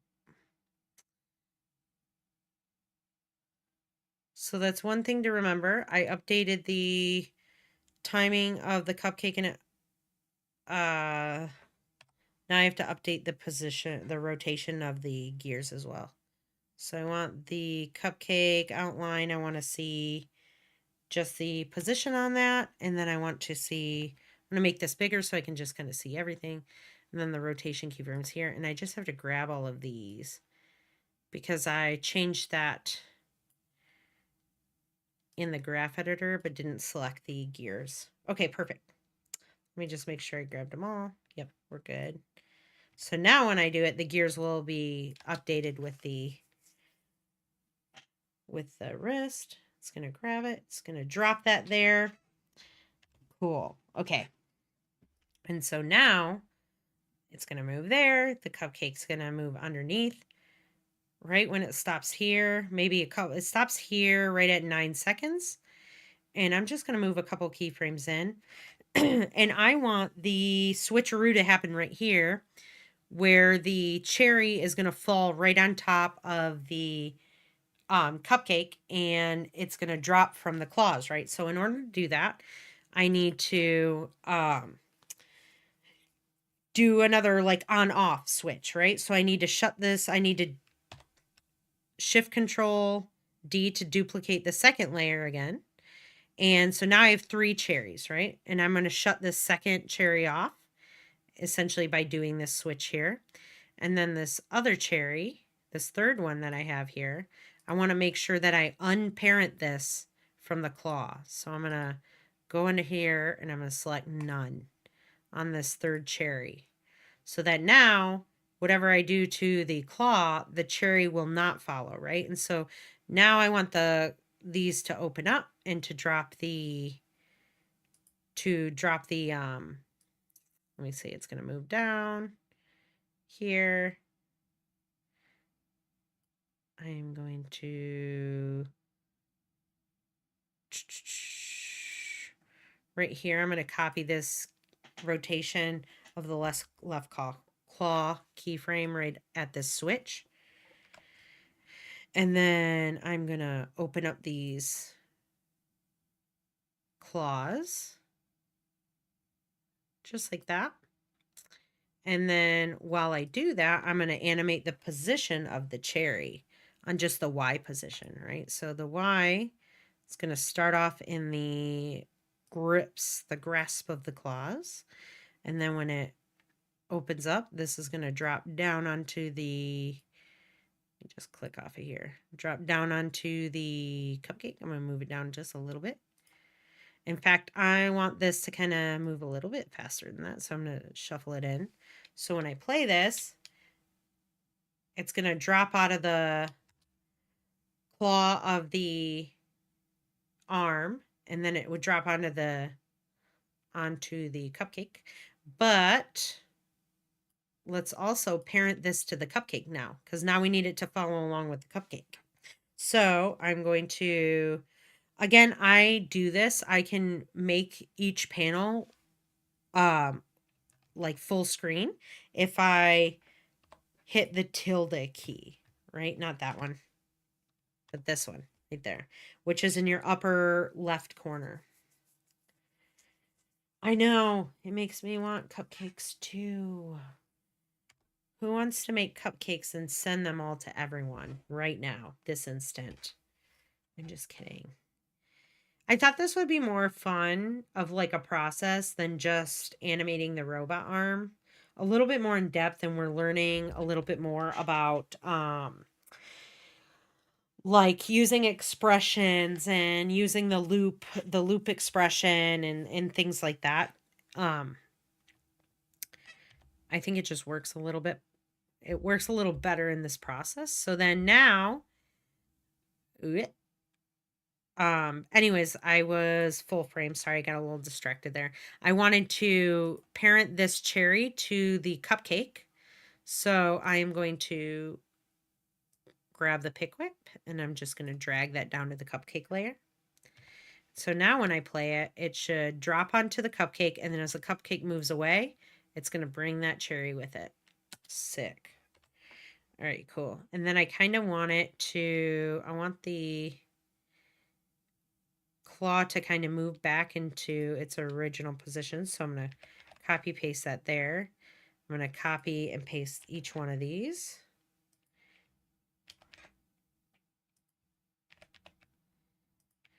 Kind of a little spin on what we've done in the past classes. And then I want to do this. And now I'm going to copy and paste the first keyframes that we started off with over here, right? So I actually really don't need to keyframe the position because the position, well, yeah, let's do that. So copy paste that. And then I'm going to copy paste that one. That one. Copy paste that one, and then the original claw. So let's kind of watch our animation back again. Filling up the batter. The cherry's going to come into screen. The claw's going to grab it. Drop that cherry, and it's going to zoom off and move back up. And then maybe another cherry comes back into screen, right? So maybe this could be, I have multiple cupcakes going through the line. And what I would start to do is pre-compose a bunch of these layers together. But let's ease these keyframes first of the robotic arm, because even though it's a robotic arm and robotic arms move in kind of like a very stiff form, we don't want that to be the case here. So not fully the case. So I'm just going to select all of my keyframes, and I'm going to hit F9 on the keyboard to ease them. And then I'm going to go into here to my graph editor and probably just kind of grab things a little bit one at a time. Let me see here. This one's going to be a pain. The position one, I might just leave the way it is because I didn't separate. I should have done that. Actually, here, great way. Again, if I need to separate dimensions, I'm just going to click that right there. And now I have full control over those. So, and I don't need to even, oh, shoot. Selecting off of these, I'm just going to uncheck that Y position so I don't even have it in there. So then I can select this, and I can kind of just change the way that these look a little bit. Again, this is kind of looks like a little bounce here, but I don't like that. I'm going to change it to maybe just exaggerate this a little bit more.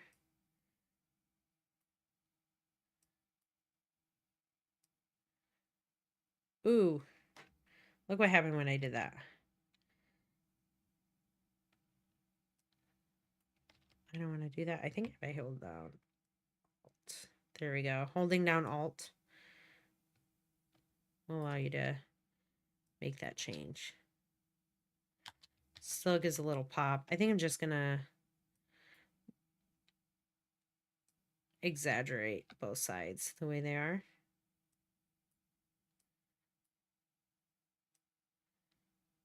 Holding down Alt and then selecting that, bring that up. I'm going to do the same here. This one, thankfully, I didn't need to do that.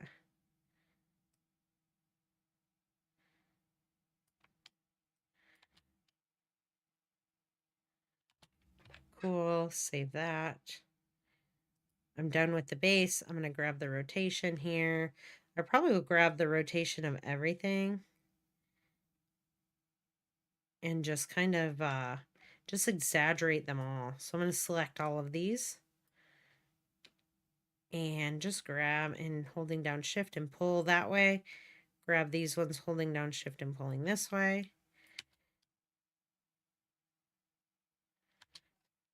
I'm not a fan of that section there. Oh, where'd that happen? So I'm going to select off. I like that. That. Here to here.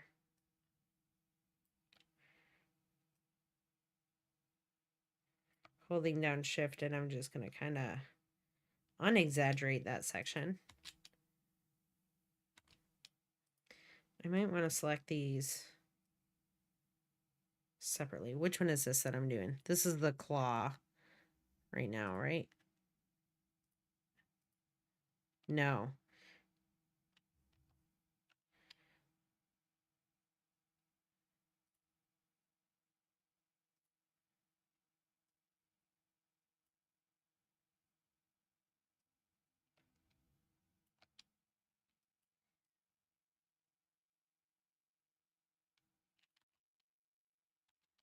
And it snaps a little bit too quickly there. Maybe I want to extend the time here. So I'm going to hold down shift and just drag this out a little bit more. There we go. That's all I wanted to do. And same here. I'm gonna extend the timeout here as well. So I'm gonna grab these last keyframes, holding down Shift. I'm gonna drag that time over so that it's not it's not such a chunky look. It almost looked like it was gonna grab it back. Maybe I'll pull this in just a little bit more.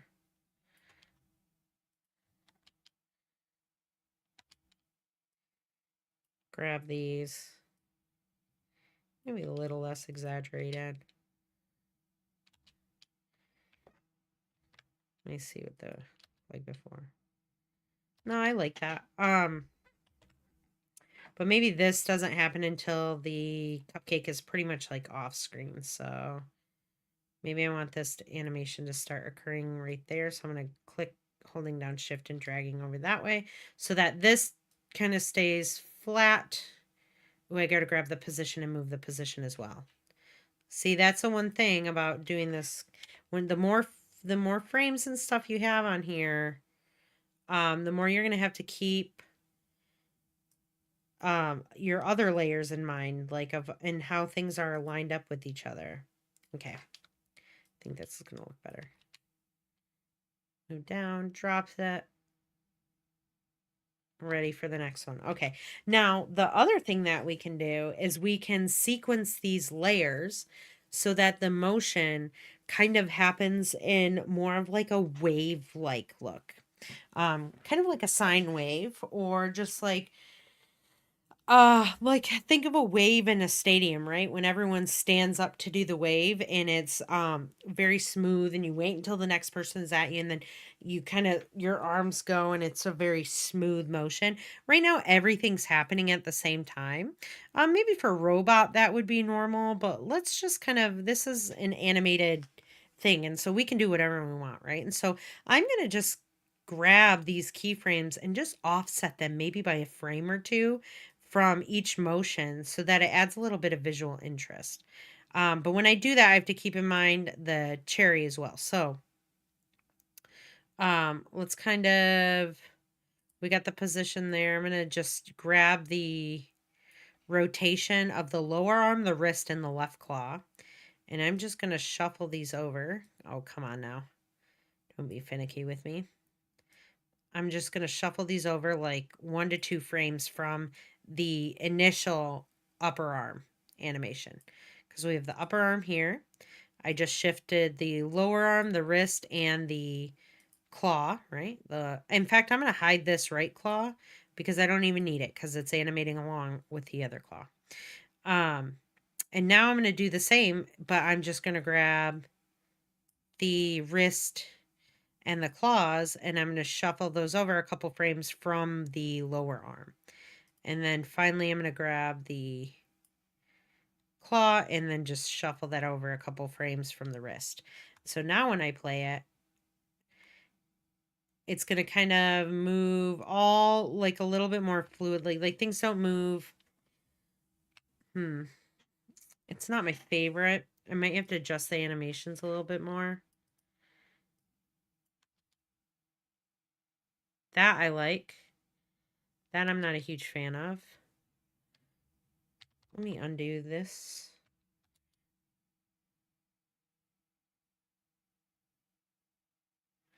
I think it's this section. Actually, I want to redo. I'm going to re-put everything back. So I'm going to keep everything sequenced.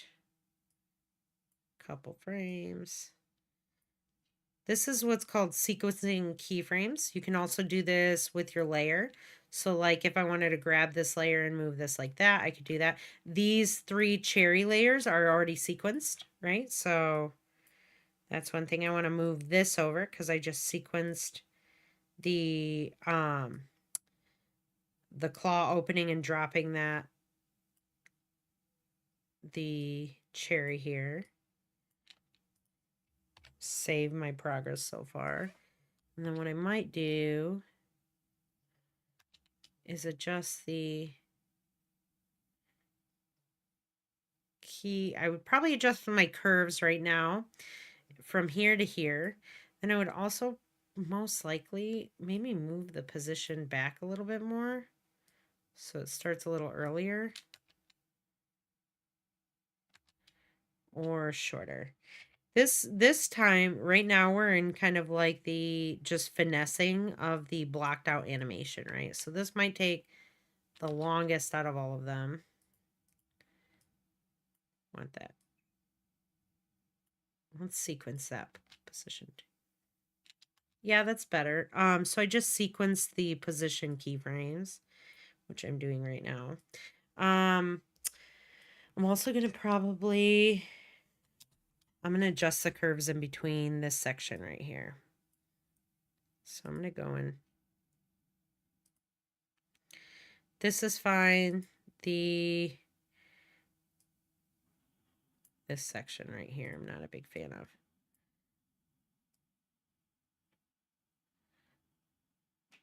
Maybe just making it a little less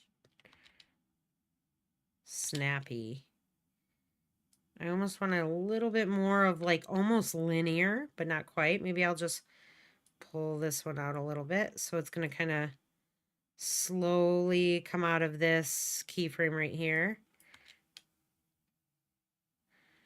I like that a little bit more. I think it's just like kind of the rotation of it. There, that's a little bit better. Let's try with the arm as well. So I'm going to grab this. Just bring that in, holding down shift a little bit. Maybe drag this one out slightly. There we go. That looks nicer. So finessing sections of your curves can really change the way the animation looks. Notice how in that section before it was kind of snapping into place, and I didn't like that. I wasn't a fan. I wanted it to look a little bit smoother. It's still got a little bit of a snap to it. That might have to be just the position or the rotation of each one and how I have them rotating.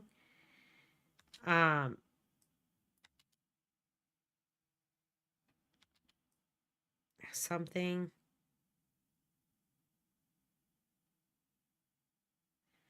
is happening there.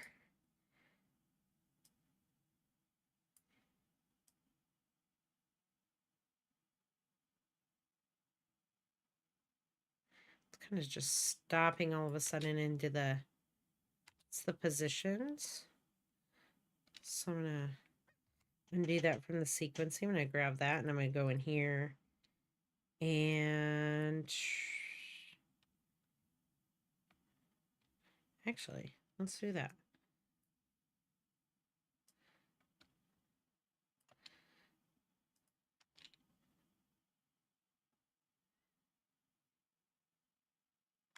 Yeah, and then I would go through and I would obviously, I'm gonna like fine tune these sections too. Let's go ahead and do that.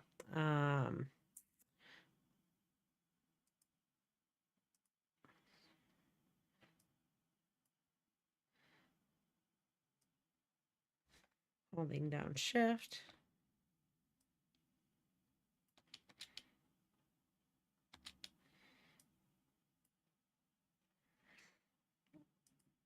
It's just going to be at this point,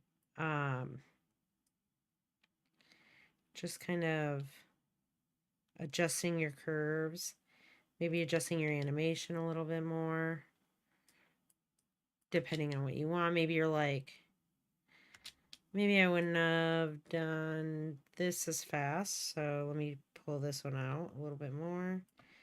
Let me bring this one in.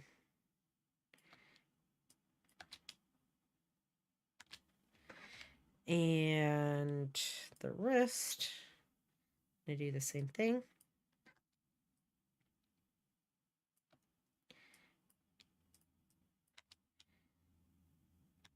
Yeah, nice.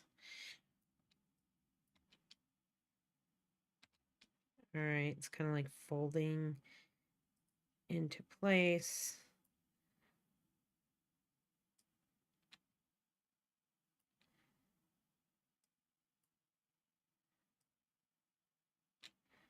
Maybe I don't want it so dramatic there. I would probably update maybe okay, the position is too far off.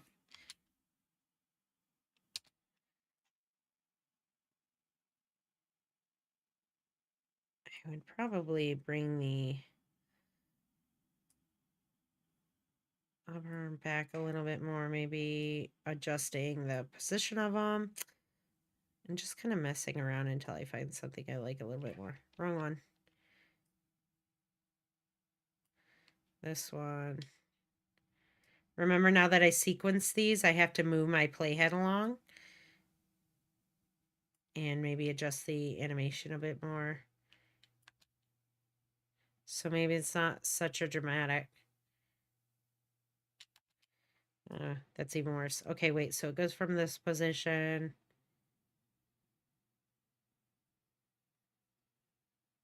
This thing just moves back too far.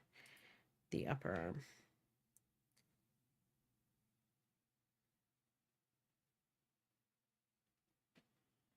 Let's see what the value is before. So right now I'm at 0. Right, let's just zero this out. And move this over here. And this is -60, so it's up kind of high. So maybe if I just zero it out a little bit, it won't be as bad. Yeah, I can do that for you, Lena. Let's do that real quick. So I mean, obviously I've got this animated here. I would probably, what I would do is I'd most likely work on this end animation here to adjust the way that the arm moves into place, so it's a little bit of a smoother motion.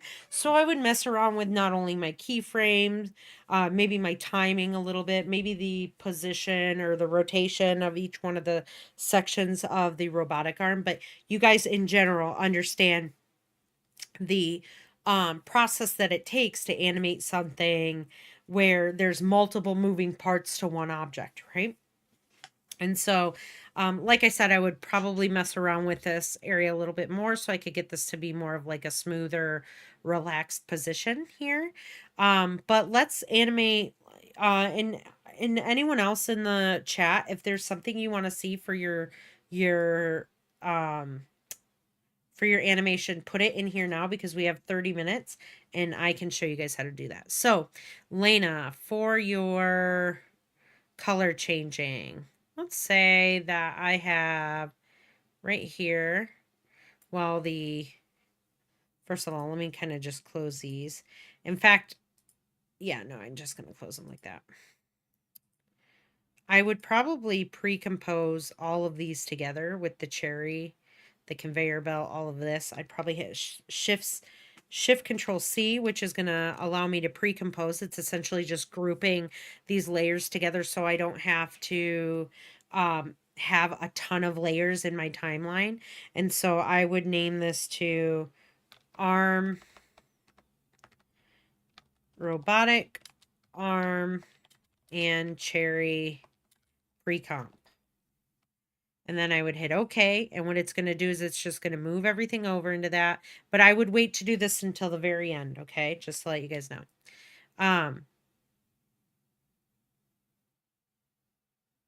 Oh, yeah. The only thing I don't want to do, yeah, Belle is right. Good thing you caught that one, Belle. Is group the cherry. I don't want to group the cherry. That is this one, the third one. That's linked to the cupcake. Because unless I add my cupcake into that pre-composition, then I'm going to have a problem because it's going to unlink that, right? So if you put things together in a pre-comp or a group, when I say pre-composition, I mean grouping them together in their own separate little comp. If you do that and you have things parented, anything that's parented to any of the layers that are going in the pre-comp have to go along with it. If not, it will unlink that parenting and then you'll have issues running on down the line. So Belle is right. I would, if I were to pre-compose all of that, I would do that just leaving this third cherry out. But Lena, let's go ahead and change the color of something. So let's say that while the cupcake is baking, right? Let's go down here, from here to here. Which, by the way, you guys can add markers on your timeline. Like if you got your timing all set up, you could move your playhead to a certain spot. And as long as you're not selected on any layers, if you hit your asterisk button or the little star on your keyboard, you'll get this little marker here, which adds it to your entire timeline. If you're selected on a layer, it will add it to your layer. And if I hold down Alt and I click on this, I can drag this out and I can double click here and I can say Cupcake is baking. Backing is baking. And then I could change the color to like yellow. And then when I do this, it'll tell me what's happening in this section.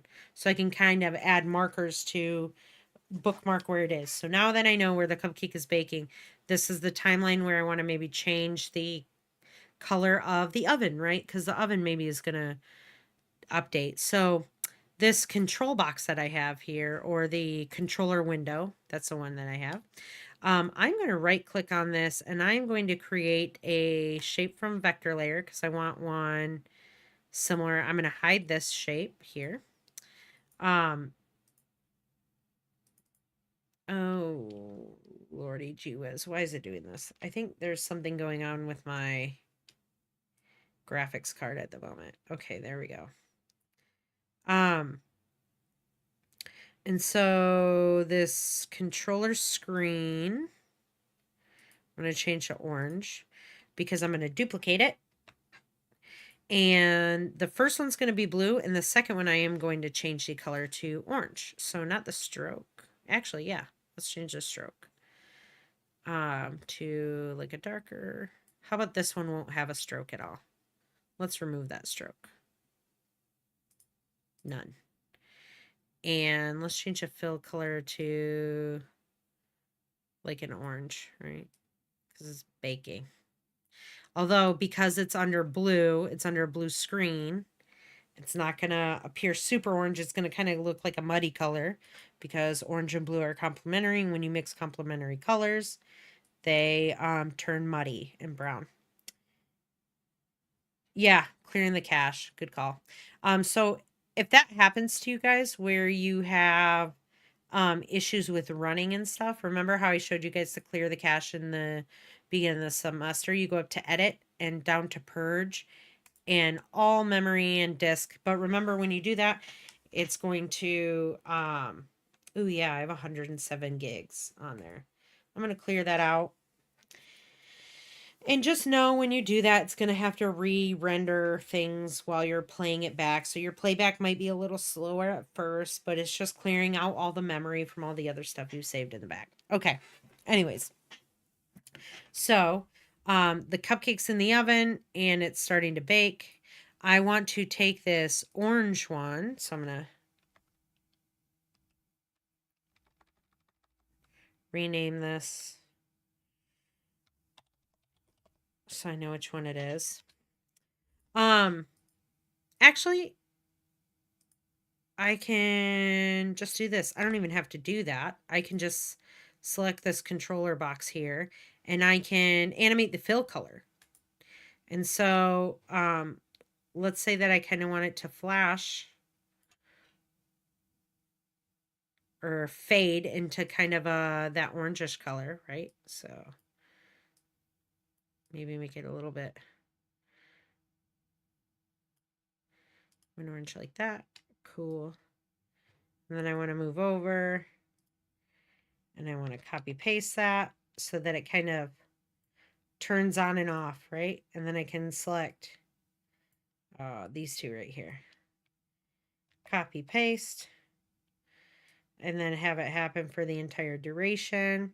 You could also loop this out, right? So if I did the first 3 keyframes and I wanted it to kind of fade orange and then to blue again, which I would probably space these out a little bit more.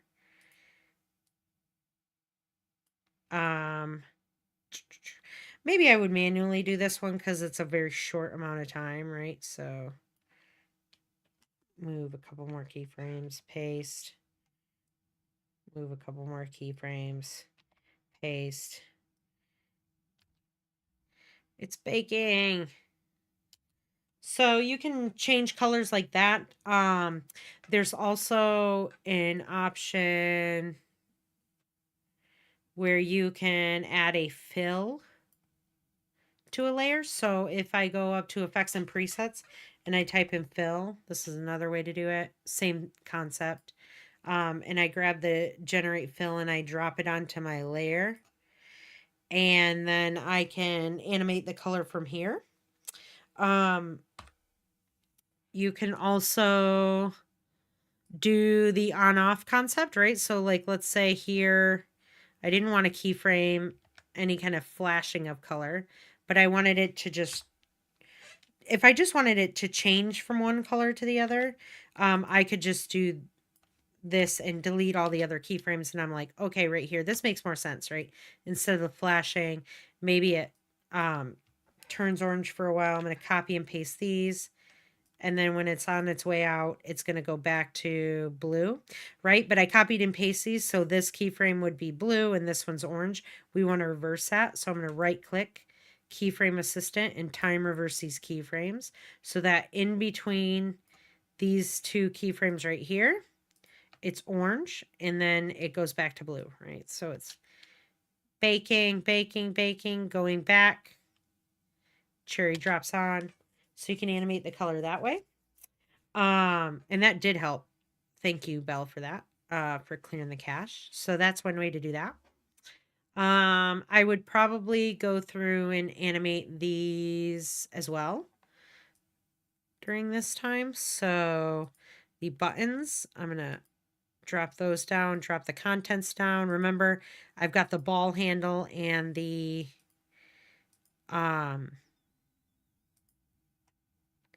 I'm going to animate the position of this one. Just hit that position keyframe, go down here, not the, yeah, the handle, not the base. Transform, position. I'm just going to select those and hit U so I don't have to see all that other stuff. And then from here to here, maybe the position of these guys change. So one goes down, maybe one goes up further, right? And then I keep them there. I'm going to, whoop, I can't do it on the two separate layers, but I'm going to copy these. I'm trying to catch myself. I'm trying to move fast right now, I can tell, because I know you guys are at the end of class. So I'm going to time reverse those. Then I'm going to do the same here. Copy, paste, right click, keyframe assistant, time reverse. Now notice how I'm like stacking all these little animations, right? What I would probably do here is I would, while this is happening, I would take the, Natalie, were you saying you wanted to do something different with your animation? Someone was saying that in their question this week, that they want to do some different stuff. Does anyone else have anything they want to see inside of here? But what I would do with this, the tube and the tube base, probably the tube, I would, let's create.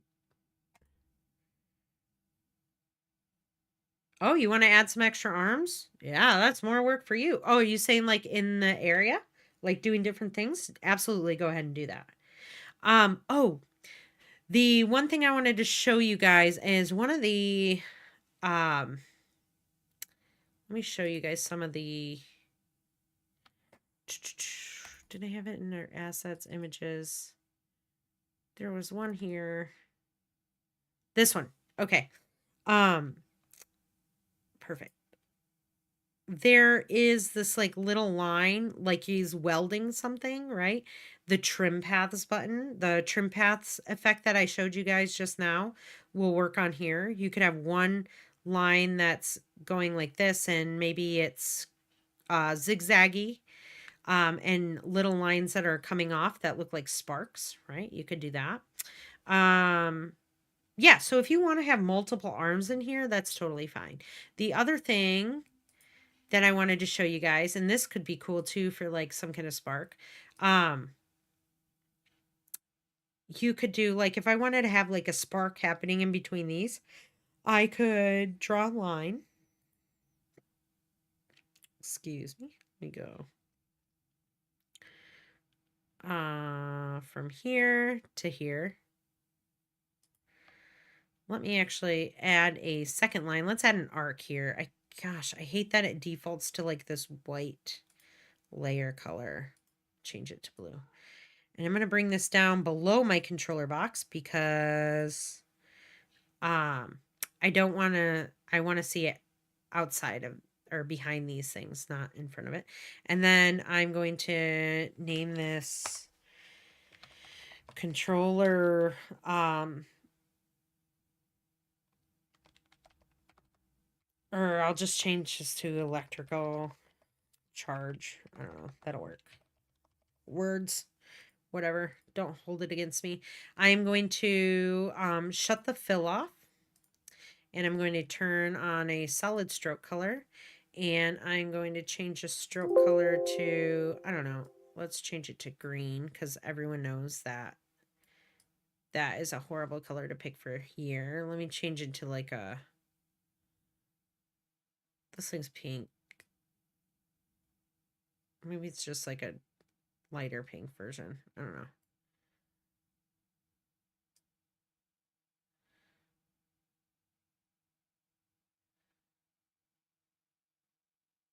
Maybe it's just an orange as well.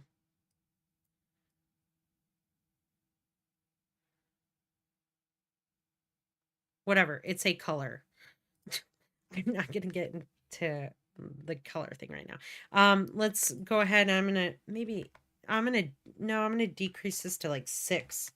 Because I don't want it super thick, but I want to, those modifiers that we talked about. Ooh, let me make this smaller. Those little animation modifiers here. You can go here and you can select, you can either select zigzag or you can select wiggle paths, I believe. Yeah, cool. Wiggle paths. And look what happens there. But when you select wiggle paths, it automatically adds like an animation based off of time. So if I go into I just closed it too. If I go back into that animation modifier, which is apparently under straight stroke. Okay. I added it to right here. And let's say I don't want it to move until the cupcake is baking, right? And so what I would do is I would just animate wiggles per second down to, I would start it at 0. And then I would move it up here to, I don't know, 2. Oof, why is it like that? Can I not change the way? I thought there's no way that there's stop hold keyframes. What the? Is that normal? I feel like that's not normal.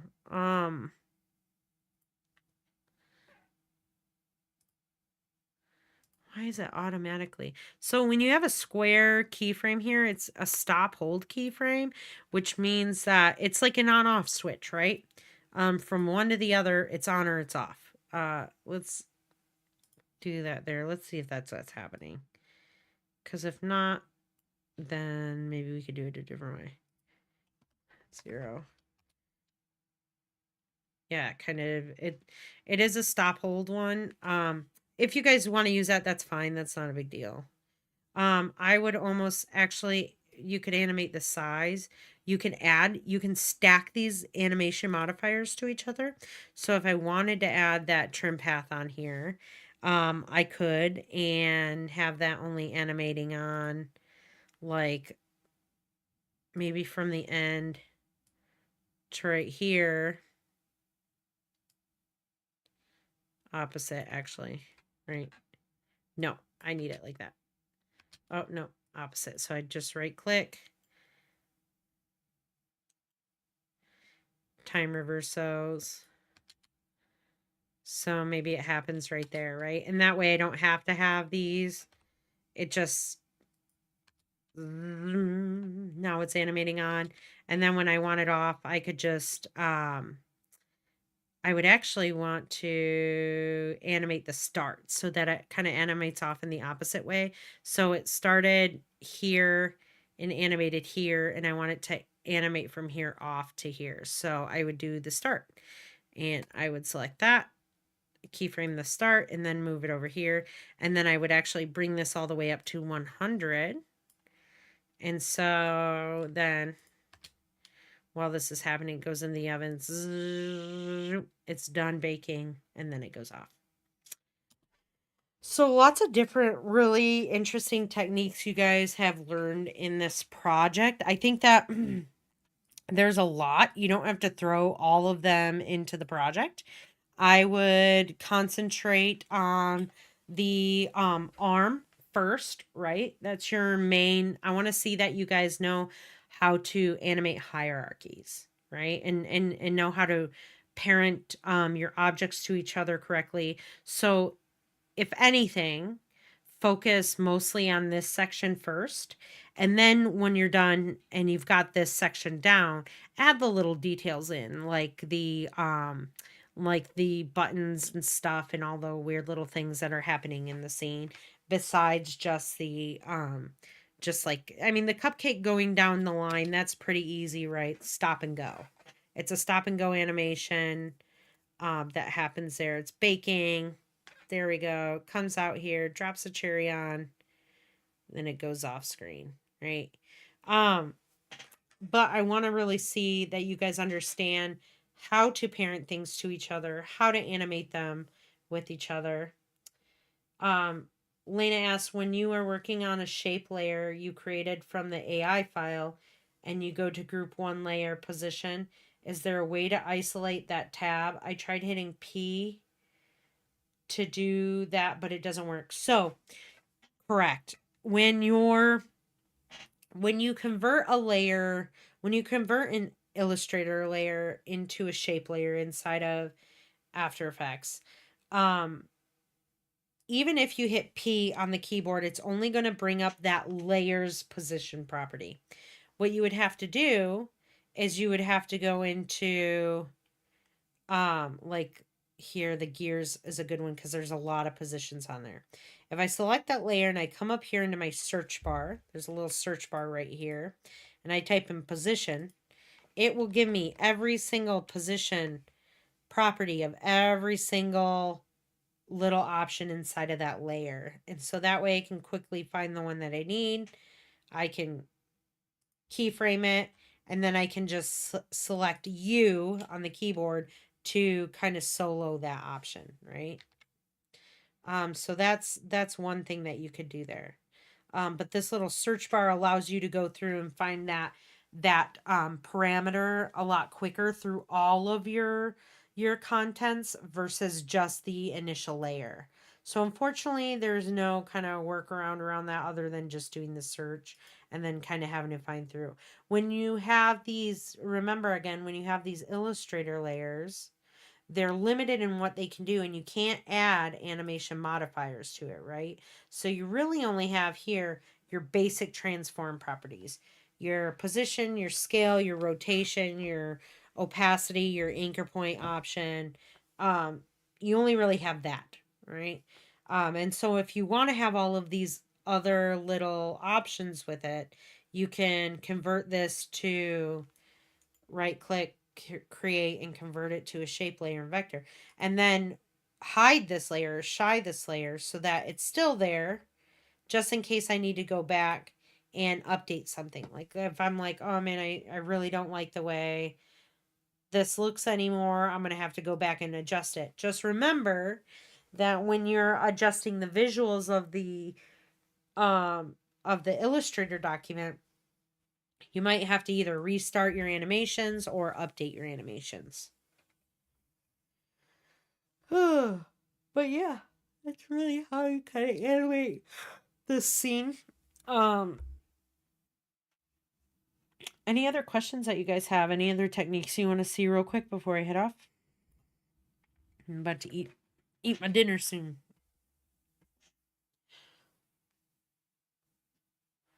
And remember, if you guys have any other questions and stuff about different techniques, so like Lena, a great thing I would have done here with that color change thing is I would have had all of these individual little buttons that I could change the color with. Maybe they're just like fading from one to another, maybe they're just like flickering on and off. You could do that. If you want them to do that flickering on and off kind of thing, um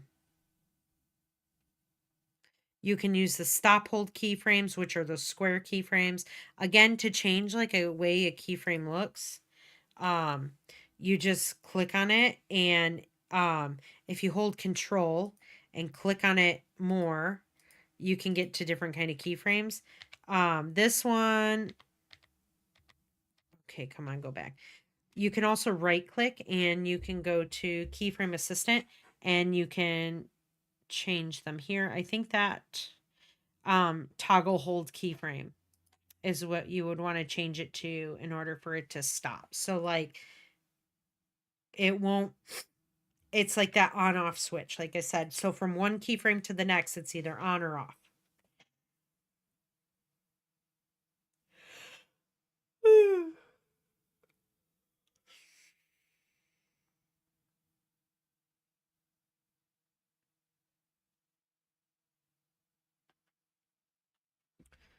No questions so far? Okay, it's a lot of stuff. Um, that's why I wanted to take a little bit of time and go through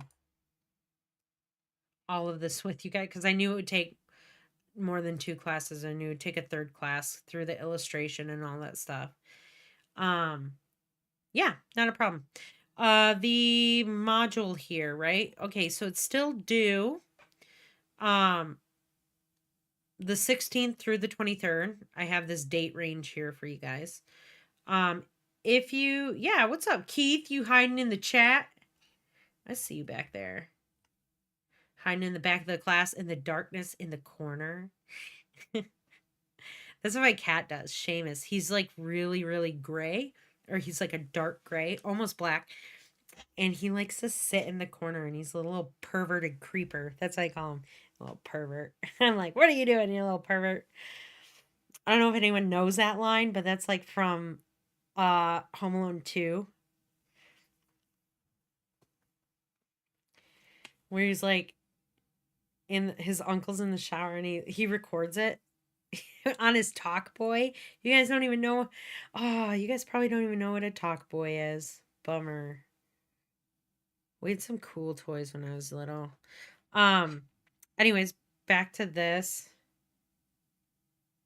Oh no, what a bummer, dude. I hate that. Um, I'm sorry. Extra work. Sometimes stuff like that happens and you just can't avoid it. Uh I recommend this. When things start to go wrong with files or animations or illustrations or anything that you're working on, and you're like trying to troubleshoot this problem, it might be worth going back and just restarting a certain section over, right? Like if I were animating that whole robot arm and something just went awry in the midst of animating it and I can't fix it within 15 to 20 minutes, it might just be worth it for me to just start from scratch, depending on how complex of an animation it is. Because at that point, you're saving yourself more time by not trying to troubleshoot it. Oh yeah, I hate the colors of mine right now. I'm like, it kind of looks like there's something about the saturation of the colors, and there's something else about it I don't like either. It's a normal thing. I swear to God, color palettes are like the hardest thing to settle on. I think that's the hardest thing that I have or working with color palettes. But here's a great thing for you guys to know, at least for After Effects, as far as Illustrator documents. I don't know if there's like an option to do this. I'm sure there is. But with, let's say you get a lot of stuff done in one scene and you're getting ready to do another scene, but you kind of need to stop and you need to walk away. You're done with your workday for that day, or you're done getting like this big chunk of the project completed and you're moving on to the next section. And you want to make sure that just in case you don't mess that area up, if you have to go back to that spot, you want to make sure that you go back to that spot in the exact way that it is. If you go to File and then here to Increment and Save, it allows you to save your document incrementally. So if I click this now, oh, now I got a third one because I accidentally hit it the first time. But now when I go into my Hierarchies After Effects, it's going to have 3 different ones. I want to open, obviously I'd want to open the 2 most recently.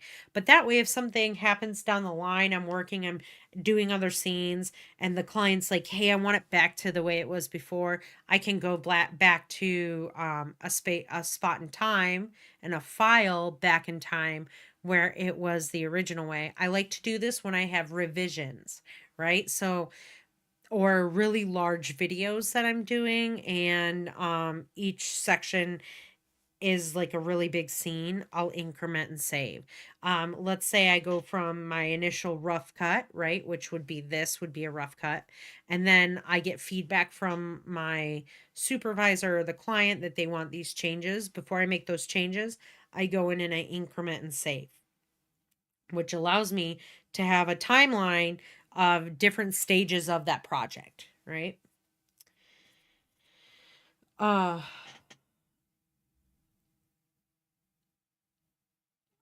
You don't use yellow enough yellow or reds. I don't either. If you go to my work on I use a lot of blues, a lot of purples and greens. Like those are in general my favorite colors anyways. So, uh, Keith said basically the original was a dog factory. it, it was supposed to stretch the dog into a longer dog. Oh my gosh, that's so funny. I feel like you should do that.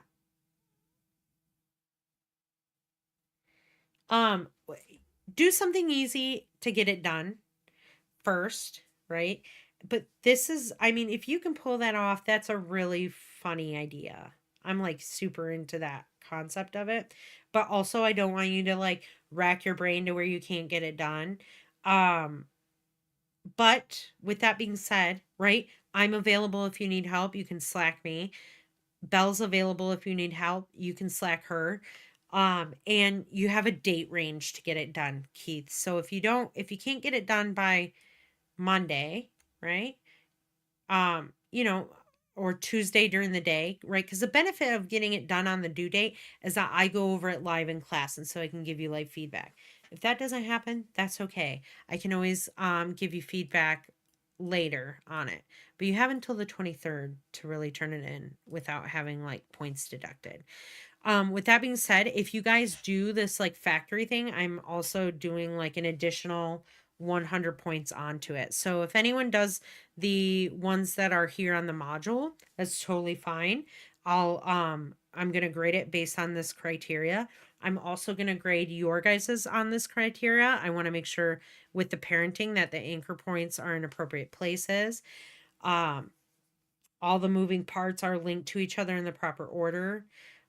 This animation section, just depending, this might just be different for you guys, right? So, I mean, this one is obviously if you're following this, um, this one might be different based on what you guys are doing in your scene. So for mine, like the cupcake moves into the scene, something happens, yada, yada, yada. I just don't want it to look like it's unfinished or like there's some kind of section that's skipped.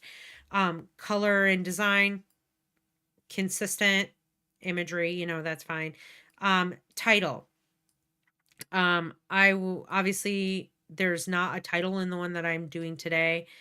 You guys can introduce it if you want to by putting a title before the animation. That's fine.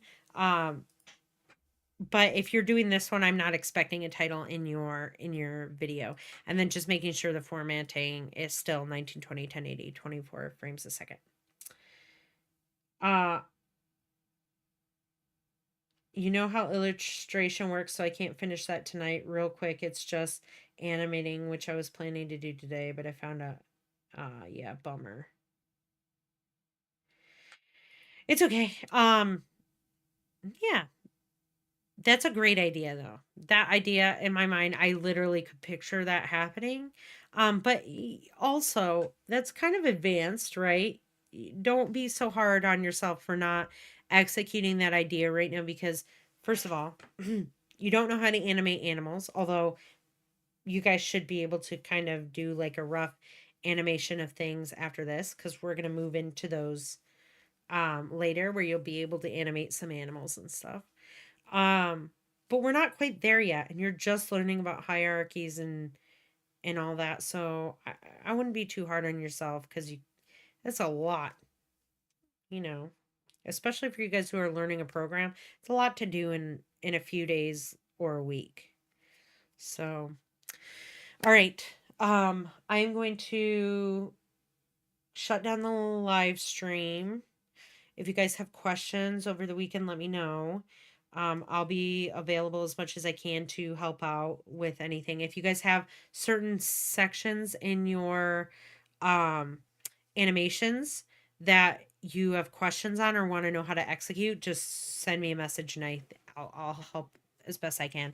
And then on Tuesday's class, we'll go over these. So, yeah, thank you guys for class. I hope you guys have a wonderful evening as well. Like Jake the dog. And I didn't. Well, I'm excited to see what you come up with next. So, all right, guys, have a good night. I will see you. Enjoy your weekend, okay? Bye.